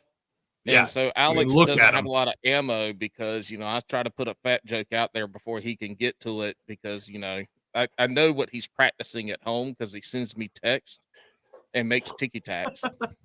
I will. But back to Brandon's point. Hold on one sec. Back to Brandon's point about a family going and buying kayaks and getting out there. Yeah. If you have a kid that gets out there and let's say they've been fishing from the bank and having a good time, and then you get them on a kayak and you get them out there fishing on the water on a boat, that as a kid that makes them feel like they're a professional angler, right? They're on the water getting the fish. And if they go out there and the parents go out there on these kayaks and they're uncomfortable and like, fuck this shit, I'm sore, this sucks, blah, blah, blah. And then the kid never has the opportunity to go back out on those kayaks again because the kayaks are stacked up in the garage or out back, just collecting dust and dirt for the next 10 years until they take them to the dump. If you can change that, if you can take those people and get them to continually take those kids out, look at what you're building from the standpoint of getting kids out there instead of, screens or bullshit like that. How many are going to fall in love with being on the water and fishing? Doesn't matter if it's bass, brim, catfish. I completely agree, man. We take it for granted, just the availability. It's just, going on a buddy's bass boat or getting in an Old Town, getting in a Hobie, getting in a really nice kayak. And you just take it for granted. And you need to look back and demo your boat. I mean, it ain't going to hurt it, guys. It's still a piece of plastic. If you're in a kayak, if there's a kid at the boat ramp, take your rods and reels out. Let them go have fun. Just, it ain't going to hurt it. And most shops that I deal with, I only deal with mom and pops. They'll warranty it. I promise you. They'll demo it. Just get them out there. Let them enjoy it, man. It's, I don't try to I hate all the negativity that's involved in what we do these days. And, and I have buddies that are on the other side and, it's one of those, but we're all about being on the water and the experience, man. So 100%. once again, like we said, I'll probably should have changed the bottom name to hippie or something. But, Well, I just don't want mean people hippie. Just we're because you talking want about it. positivity doesn't mean you're a hippie. Yeah. It just means you're a We're normal talking about human it. being. If you look at it like this, we're talking about it from a kid's standpoint, but look at the majority of kayak anglers that we know, and I'm a perfect example. I had a decent little kayak that I was taking out when I moved back to this Raleigh area, and I Mhm. met a guy, Steve, who had a PA-12 rigged up with a motor and graphs and just like rigged out PA-12 on a trailer. And I'm like, holy shit, damn, Exactly. look at that kayak. And then so right away, I'm like, fuck. I Paul thought I bought had it. a fishing kayak because it had no, he tried to sell it to me, but I wanted a 14. I wanted a 14 so I could take my son and have a little more room. Plus, I thought I was too Mhm. fat for a 12. But anyway, and I wasn't. You are. Anyway, so you You think are. about all the other anglers that go out with the Ascend 10 or the Sun Dolphin, and then they roll up to the ramp and they start talking to the guy with a PA or a Old Town or a New Canoe, and I'm like, God, shit, and they step up to that kind of boat, and then now they get to enjoy the water better because they can stand up because they're not worried about flipping out every time a wave comes through. Mhm. I mean, there's a lot of growth opportunity just from people sharing and seeing what they have. I mean, I completely agree with you. I'll tell you, you're asking about like my background in bass fishing. I fished a derby on Chick that was tons of bass boats on the best sticks on Chickamauga. And an old boy came out there in a John boat and a trolling motor. Didn't leave the marina. And stomped everybody. Oh shit. Just an old boy with a John boat with a Minn coat on the front, and he didn't have a partner. He fished a 2-man tournament by himself and won the tournament. So that's what I tell, and that's kind of like where it gets to where everyone's got a big boat with a motor with graphs.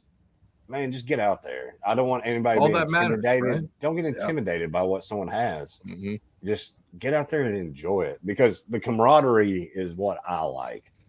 I don't care if I catch a fish, but if I can come back to the boat ramp or check-ins or an event and say, just listen, talking to people, shaking hands, not talking on this on Facebook, Instagram, or TikTok, and just getting to shake hands. And hey, man, that's like the story you just told me about your buddy that you lost. And like, I get cold chills maybe too easy than most, but that story, I'll probably think about that tonight.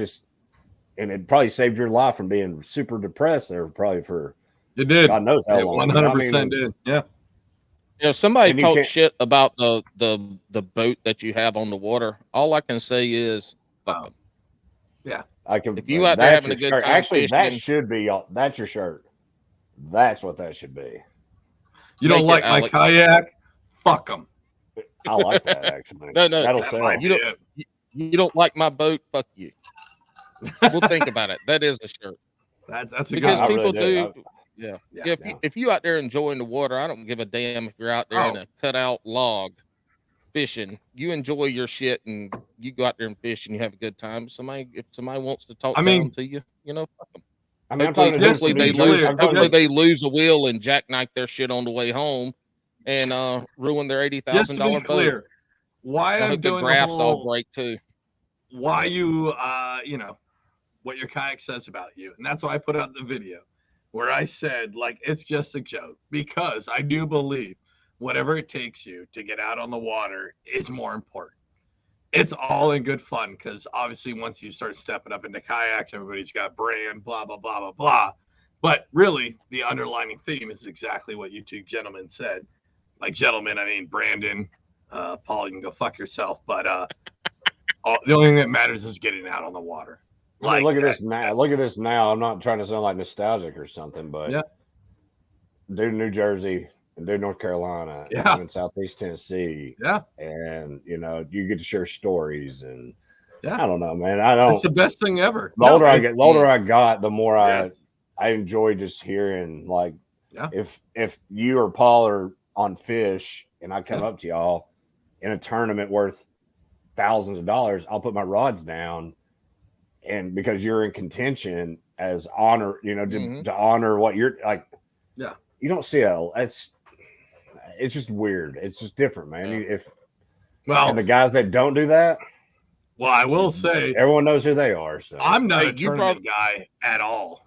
Yeah, Like, he I doesn't do don't really like the tournaments because it brings a competitive edge, and that's not why I fish. I fish for something else. even fun Paul. fishing though, if you're on a smallie bite and I paddle up, Yeah. hey man, you're killing them on a Ned rig. Oh, no, I'm going to sit there. I'm going to sit there and reverse. I'm going to go like this. I properly. want to crack a beer open and be like, Exactly. man, slay them. I want to Like, see you slay them. Exactly. yeah, Exactly. I just, Brandon, you brought up a good point talking about a guy from Jersey, East Tennessee, and North Carolina sitting on this Mhm. podcast.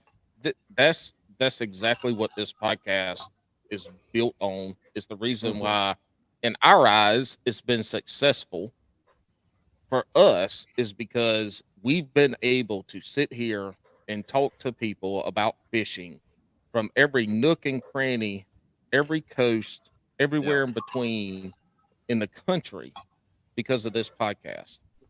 And fishing has been able to bring this for Alex and I. I mean, this is why we enjoy it, is we get to talk to people do. from all over the country about fishing. I mean, that's Listen, what me this and Paul, podcast has been built off of. me and Paul have tons of shit going on in our life, right? Paul and I. We both do. Paul and I. You're absolutely right, Paul. I apologize. Paul and I Thank have you. tons of shit going on. And to make it abundantly clear, we don't make money. Like, we joke about it, right? We don't make money on this podcast. It costs us money to do this podcast. I mean, to be specific, it costs me money. But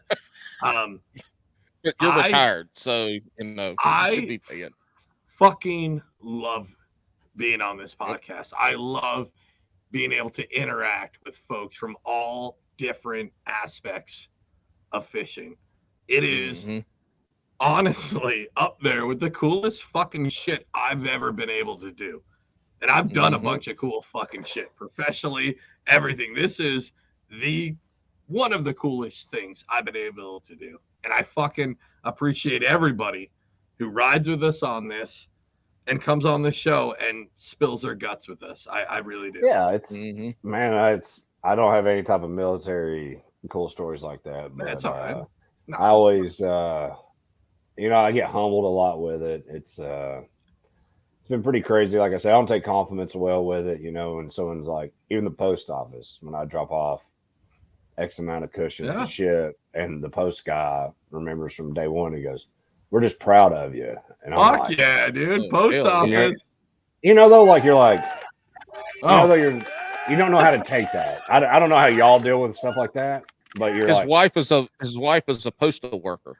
My wife is a postal worker, yeah. So she handles it. But how do we deal with it? One, I deal with it with extreme grace and almost a beauty to it. Paul, on the other hand, is like a Kardashian. He deals with it with full cloud style. At one point, does Paul make a video to get him popular? Is that what you're saying? yeah.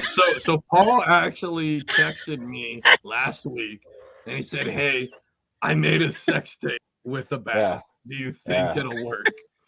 Yeah, he made a kayak unfortunate video, and it got leaked on Bass and Brews. Is that what you're saying? I want Paul. I'm gonna make a sex tape with my Kayak Cushion and Bass and Brews stickers this week. So it's funny. It's funny we're talking about it. So my buddy that did the tattoo guy I was talking about, I did the first ever. He had vector artwork. I put his face on his cushion. Yeah, and that's his. No, so I want as many people. Whoever needs it, I want you guys to go to Kayak Kushion, right? But let me know. And if you guys want the Y'all Look logo, if you want Paul's face in your ass, you let me know.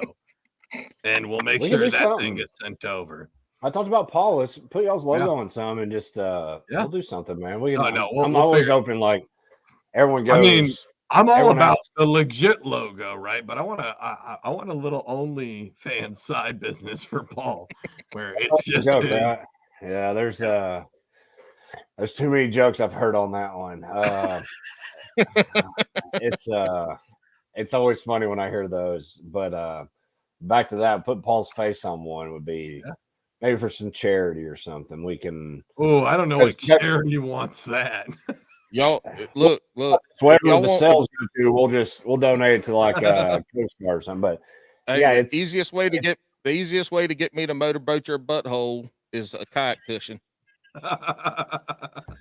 That's G-rated compared to what I've heard here the past few. Yeah, man, it's crazy. Everyone goes be on Amazon. No. I've had 2 Shark Tank people hit me up. Oh shit. No.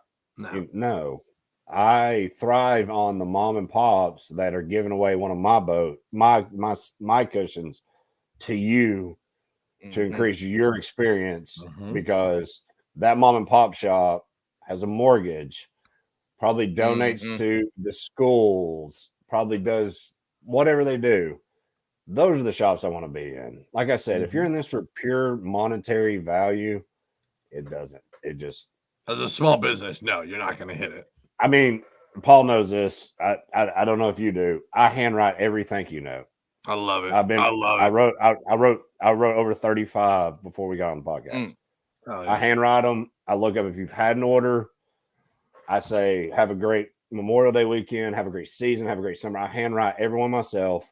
And that's not to be some bullshit con artist. It's because I'm purely thankful and I really want you to enjoy it. If you have a problem, if something tears up, yes, I have a warranty, but I can always, Paul knows, I can try to get you a solution to save some money. If you wrench it down too tight, yes. I mean, if you pull it hard enough, like if Paul's ass is so fat, no, I did that by accident. I was an idiot. Paul's ass is so fat, it tears consistently.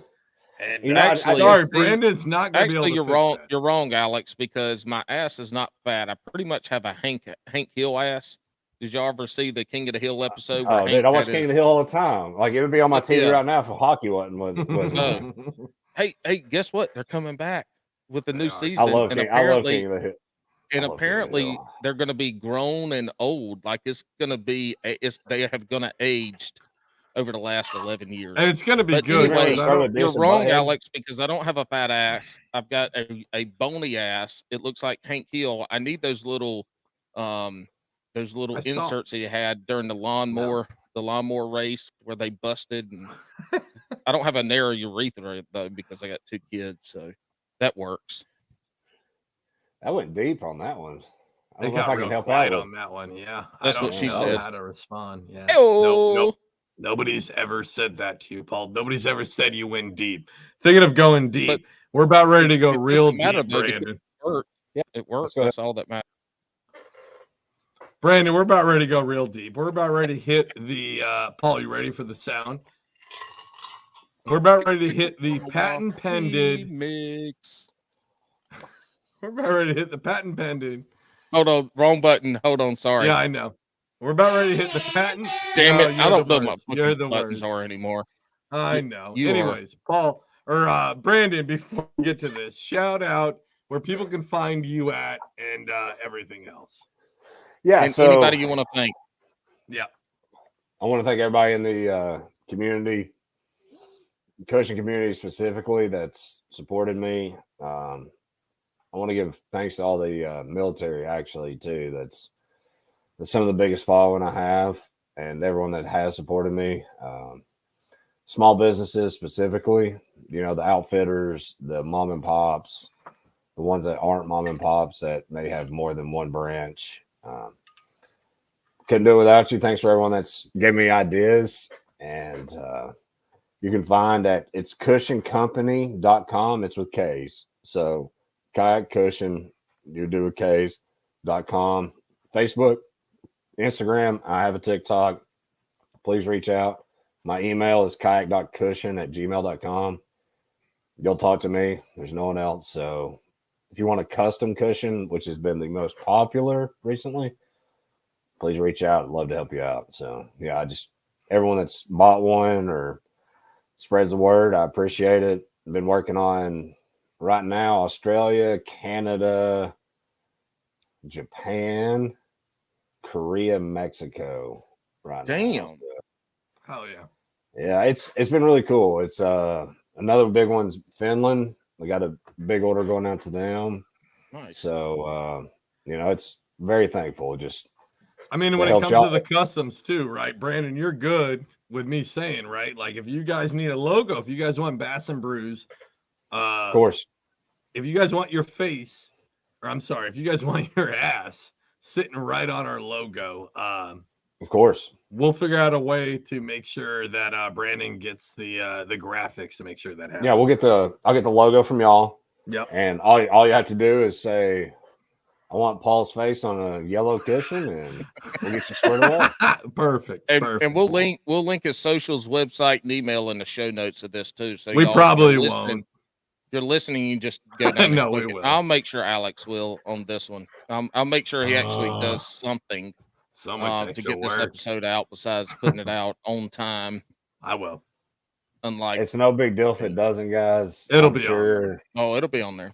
And luckily, there's keyboard warriors that have been super positive, and you'll find luckily it's about 2% that think it's a gimmick. And I love those people. Matter of fact, I will interact with the keyboard warriors more than I will anybody else. I have a great time with it. I just talk enough gibberish that they fucking quit because they have no idea what to say. Yeah, stay tuned for that segment of Paul's shitty wisdom. That's going to be a new segment. I like that actually. I mean, it's going to be awful. I met Paul out there in Redcrest, and I'm sorry. We talked for a long time, and I had a blast. And you talked for a long time. And he actually sold a couple of cushions. And hey, look, here's what's funny. Now, here's what's funny. That was Redcrest when we met, but I had my son Can't Look Carter at the Bassmaster Classic, and we had been walking around all day. And the first night we camped, and it was terrible storms. Like me and him got like 2 hours of sleep, but we were walking around all fucking day. It's so awesome. All day. And then I went and saw Brandon at his, and he's got a chair at his booth that's got a kayak cushion for people to sit in and test out. I went straight behind his damn booth. Didn't say nothing because he was talking to somebody and sat down, and people were coming up asking me questions on the company. I kept going, I don't know. I'm just sitting here resting my fat ass on this chair. I don't know. And then we sat there for like 20 or 30 minutes in Brandon's booth. Oh, it was awesome, man. His son came back there and hang. I mean, but that's why I enjoy it, man. It's not a corporate. I had the grip stick. Anytime a kid wants to come back, kids will come by just sitting on it, and they're like, Dad, I want this. Or you know, take a break. Yeah. It's fun. I mean, it's man, it's just it's almost like speechless whenever someone comes by and just enjoys it, man. It sounds like it's very, very rewarding for you. Yeah. I mean, it's just cool to shake a hand with somebody that like drives from a long distance and just says thanks, or just you don't have to be an asshole. Just fucking shake a hand. Fuck them if they're assholes. Yeah. If someone walks up and goes, it doesn't work for me, I'll be like, cool, man. It's not for everybody, but for you, there's solid opinion. I don't care. I'm not losing sleep over that. But the people that go on Facebook and say, hey, man, I fish tournaments longer now because of a product you provide. I'm like, buddy, I'll sleep good at night because you gave me a compliment. And in a world that's so negative these days, if someone gives you a compliment, you fucking take it and you run. Well, we're about ready to hit to I got one more thing, y'all. Not only does he have badass cushions that are for everyday life, kayak fishing, everything in between, he got some badass hats too. Thank you. Get you some hats. I got the last one of the damn old. I just had to run right here. I ran those I just ran more last week. I got so get you I got 6 new colors, including that one, because my wife keeps deboing all my new ones. So I got new colors out. I sell them for cost. I actually lose money. Paul probably knows this. I actually when I sold them at Redcrest and Bassmaster. But if someone wants to rock your brand, man, if you lose $5 and the kids walk by, like, hey man, I don't even know what kayak is, but I want to buy your hat. It's like $20, man. Just that's what I got in it. You can have it, dude. Well, after all this positivity, I'd like to bring it down to the most judgmental portion of our show. God, if you're going to talk any more about a buddy you lost in the Coast Guard, I can't do it. No, it can't be more worse than that. So no more sadness. No more sadness. But so what we're gonna do is we're gonna hit the shotgun round. I'm gonna hit you with some rapid fire questions, right? And here's what we're gonna want. We're gonna want your instant answer right off the top. Okay. Right? None of this, just a straight yes or no or answer to the question, right? Yes. We don't need an explanation. Before you go any further, yes. Make sure before the end of the show that you know your guys are. This is exclusive to Bass and Brews. There it is. Just make sure before we end the show. Yep, absolutely. He's got an awesome cushion. We don't know how we're going to do it yet, but we're going to figure it out. I want to make sure it's exclusive to y'all. Thank you. The only way you can do it we is really appreciate that. Yeah. Follow y'all. That's hell yeah. Like and share, follow. We'll figure all that out. But go ahead, man. I just want to make sure that because I'm sure this is the hot part of the show. So no, I mean this is gonna again, this is gonna elevate you to the highest highs or drop you to the darkest waters. So we are gonna hit the shotgun round. All right, here's how it goes. You ready? There it is, Paul. Brandon, Texas or wacky? Texas. Perfect. Hype music or slow jams? Slow jams. Ooh, what is slow jams for you? I didn't think this was coming. Like Casey and JoJo. Oh, shit. Old school fucking R&B. Usher. Something like that. My man's all about late 90s. He's all about dry humping and corduroy pants. That's what he's doing. My man. I call it baby making music. So there we go. I'm with you. Are you going to spend more on a rod or are you going to spend more on a reel? Reel. I'm not even close. Bait caster or spinning? What? Spinning. Oh. But you're going to spend more on a reel, but on a spinning reel? Spinning reel, dude. Shimano makes a hell of a product. Oh my Lord! Yes, I love my Shimanos. Oh my goodness! All right, lifetime warranty, buddy. Mm-hmm. Look, when you fish with Shimanos, your saying is can't butt with money. I'm not a brand person, but yeah. I love Shimanos. I'm a shaky head guy, man. I want to check them all good. I can catch any fish on just shaky head. I'm trying to remember these, Paul. Crocs or flops? There you go. What? Crocs or flops? Never owned a pair of Crocs. Flops. Oh my!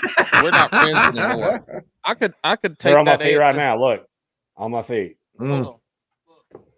Crocs. I feel like we might have to update. I got a buddy that has some designer Crocs. Are those Crocs? Oh no, man! These are called Zeros with an X, and these things right here have replaced my Crocs. They are unbelievable. I love them. I just love flip flops, man. I was a cowboy boot guy forever, and I like flip flops. And then you went to flip flops. You were like, I was a cowboy boot guy forever, and then you're like, I went to something shoved between my toes. That's what I wanted. Man, I gotta let them feet breathe, man. That's right. When I'm making these, I have to unfortunately wear steel toes. So. Yeah. Damn. I'm gonna tell you right now. I'm going to break it to the crowd. This is the new jam. The Hey Dudes, all about them. I'm going to try. I think everybody at Bass Pro Shop has those every time I walk in there. Yeah. They're super comfortable. They're fucking amazing. Are you sure you like Jersey guy? Because it sounds awfully Southern with what you support. No, I'm in South Jersey. Does that make you like a South redneck? A redneck. The North? No, it means like we are... like where I live around farmland. Are you gonna say like Roll Tide or something, or like is that what I'm expecting? No, I'm all about those UW dogs. Thank you, Paul, So, for that laugh. yeah. I appreciate that, Paul. Look, here's the thing. Alex lives in a state where you have the Real Housewives of New Jersey. That's all up north. And then exactly, listen Yeah. to me. Don't interrupt me while I'm trying Fuck to make you. I'll my interrupt point. you as much as I want. It's my show. You I sounded a little created bit. it. Anyway, go ahead. I'm getting a boxing match between y'all live. It would be very tough because Alex would be hitting me in my fucking knees the whole time. Knew that was I'd coming. I'd just be fucking just pounding those double D's. No problem. If you Y'all want to should know, do that though. It'd be good for the podcast. hey, we It did- would be. I've boxed before. I'd You know knock those new his little slap short ass in matches? tomorrow. I'll do one of the slap matches. Oh, I Oh, can't- those Russian slap matches. I can take Yeah. that. No problem. I would. That would be slap- good, man. Yeah. I would slap the jersey out of that bitch. Because it sounds like you're a content. What's the We are. word? I'm not going Whore. to say sluts. Whore. Okay, Or you want to we'll go say whore. content whore. We are. Yeah. Clout whores. Clout chasers, for sure. Paul, what's the rest of the okay? So you're fishing for 5 hours. Would you rather catch 3 hours, whatever? Would you rather catch 5 2-pounders or 1 7-pounder? Oh, 1 7-pounder. 1 Mhm. 7, there it is. Oh my God. Come on, dude. Hey, Do you you- say that now. We have Yeah. people that don't even It's think different. about it. Like the first Yeah. thing out of their mouth is 5 2-pounders. I'll take Big- 5 too. I'll take 5. I'd I'm rather taking the feel the 7-pounder. tug. Yeah. But Alex I'd says rather that feel the because tug. in Jersey, the chances of him catching a 7-pounder are like nothing. That's my PB basically. So. And Come to you could put- Chickamauga and you'll catch 5 2s and be Yeah, pissed right. off. So. yeah, you could put him on Chickamauga and he wouldn't even catch a 2-pounder. They'd be all like little I dinks. still caught more bass than Paul has this year because You don't know, we've lost he count. Hey, sucks dick. Brandon, pineapple yeah. on pizza, yes or no? No. I knew But that. no, I knew that. But I mean, Uh-oh. like if we had a couple of cocktails or brews. Yeah, you'll fuck with it then, won't you? I mean, Yeah.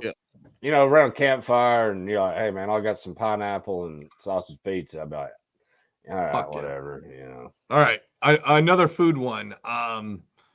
Do you eat largemouth bass? No. What? Crappie, brim, Okay. catfish. This befuddles me that Southerners don't eat largemouth bass. I don't understand. I mean, y'all Trash. some uppity people up in Tennessee not eating bass. They're fancy, bougie. Well, it's one of those things, man. Like when you go to Chester Frost or Dayton, where the biggest MLF or Bass Masters go out of, you could go up there and see 5-pounders just dead next to the ram. Yeah, So that's fucking. Well, you scoop them up or do you cook them up? I do that with spotted bass at Gunnersville. Mm. I've done that before. Yeah, but no, man. There's so much crappie and brim, and it's better eating. Don't tell me a crappie or brim is better than like it's not. Hey, when Crappie you and open brim it, are the best eating. next time we get together, I will fry fish and we'll have a taste test. And I will give you $100 if you pick out the fucking bass outside. I'm gonna of tell you the- what. Hold on. Here's where that's gonna break down: is that Paul can't catch a fucking bass to save his life. So, I know people who good luck. can. I know people who can, so we're safe. I know That's a a bunch good of answer. really good Say, anglers. always say I know somebody. Yeah, 'cause I that's know what say. somebody. All right. So speaking of eating stuff, have you ever eaten beaver? This is a trick question. What do you No. mean? What do you mean? Never mind. I thought it was a trick question. Like just normal beaver being cleaned? No, I don't think know. I have. I don't think I have.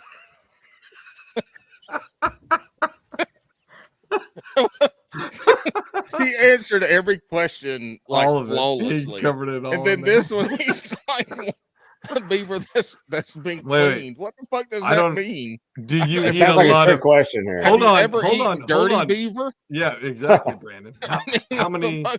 Do you eat a lot of dirty beaver? Or? He said he hadn't eaten I'm any a, beaver. I appreciate everything, buddy. How's that? Look, yet again, a guy from Tennessee that don't eat largemouth bass and ain't never ate beaver. I mean, surely you got people up there that catch trap beaver.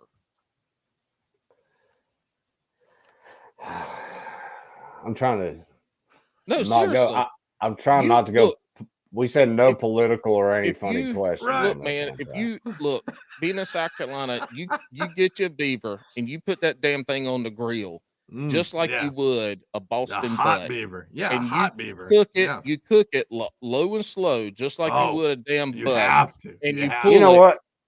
I'm all about brand and like making new, just like brainstorming. Please make a shirt that is Bass and Brews and put hot beaver tail on the back of it. That might happen, but it's Because got to be a that's- skeleton because that's all I It's gotta can be a do. skeleton. That's the only thing Alex can draw is a fucking skeleton. Okay. Well, we're I- limited. Listen, Brandon, Limited. you fell trap to the question, and you had the best answers for it. So I do like that shirt. If y'all get one, I will Yeah. trade my new gear, one of those, for one of those that says There we hot go. beaver tail. Hot beaver tail. hot beaver tail. Eat Eat hot beaver tail. 100%. All right, That's so what we do. we've covered a good gamut of questions, and a lot of people are gonna disagree with you or agree with you, but we're gonna get No, to you don't think so? we're gonna get to the most important question, and this is the one where the Brewskis, the Bass and Brews fans, are gonna judge you the most. This is the final question here.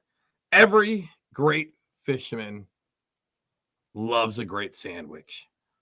What are your top 3 sandwich proteins? Shit, I was just going to give you one. No, you got to do Bologna- 3. Bologna and cheese. Gonna be your Okay. Bologna. OG. All right. That's one. I'm glad he I mean, added it's- bologna to the cheese. Yeah. OG, PB&J. Okay. I mean, outside those two, man, that's about No, you got to pick a third one. You Dude. got to pick a third one. probably just like a pub sub Italian. All Okay. right. All right. That's perfect. Listen, got you did Some way of that better. heart attack meat. Yeah. Pub sub Italian sandwiches. Man, that's about as good quality as it gets. Or those pinwheels at Publix are pretty good stuff, dude. Listen. PB&J is usually my, 4 o'clock in the morning PB&J. You're But throwing. you got to toast the bread. Mm. I was about to say, are toasted you bread. doing PB&J? Are you making that, or as a grown man, are you taking Uncrustables in the boat? No. Toasted bread, PB&J, coffee, Copenhagen. Hit the road. Diarrhea. That's right. You're good to go. Yeah. What do you think you got a kayak cushion for? That's the whole point. It's Exactly. antimicrobial. Yeah, and no smells stick. Exactly, man. No, it's man, it's been a pleasure talking with y'all. Y'all have been a blast. Thanks. Hopefully y'all two will actually meet in person. No offense, Yeah. kind of strange. brother. It's weird. Strange. It's the internet, right? Well, hey, he spent like I was 18 deployed if I last meet year. 18 if I months. meet him, Paul, before Yeah. you, that's gonna be weird. Yeah. Well, it ain't gonna happen because he don't go to no fishing shows. But No. he spent 18 months out of the last I don't I know was deployed for 30 18 months. deployed. Yeah. So he was in California and fucking all over the place. So Yeah. he didn't. He missed like a third of the damn podcast last year because he was I did. deployed on a ship and couldn't make it. And when he did make it, he was in a Motel 6 with needles under the bed Correct. and shitty internet. Yeah, it was the Motel 6 Chronicles. It was a deep, dark part of the podcast, but I'm so happy that everybody rolled with us for that. Brandon, hang out for a minute. Normally I do some, some funny outro. I'm not, Paul, don't do it. Really, Memorial Day is coming up. Shout out to Travis Obendorf. Shout out to Dawn Obendorf, his mother. She went through a lot when he passed. So Yeah. I appreciate him. Yeah, Always. Cheers to And everybody, cheers to him. yeah. But also, she does listen to the show every once in a while. And Dawn, just so you know, I will continue to carry your son's story as long as I live and as long as my children do. So I know yeah, we man. went real deep. So what we'll do for that? Oh. In honor of him, we'll make Yeah. that this donation. Mm. So anybody that signs up, we'll make a hashtag with his name or whatever. I appreciate that. We'll hook up on that, man. Yeah, we'll figure it out. Maybe get his story out for. Yep. Man, it's small. I mean, probably won't hit deep. Shit, but hey, it's better. Yeah, no, it's deep. It's perfect. All right, everybody, you guys have a great one. I don't know. I think I'm supposed to cut it off, but.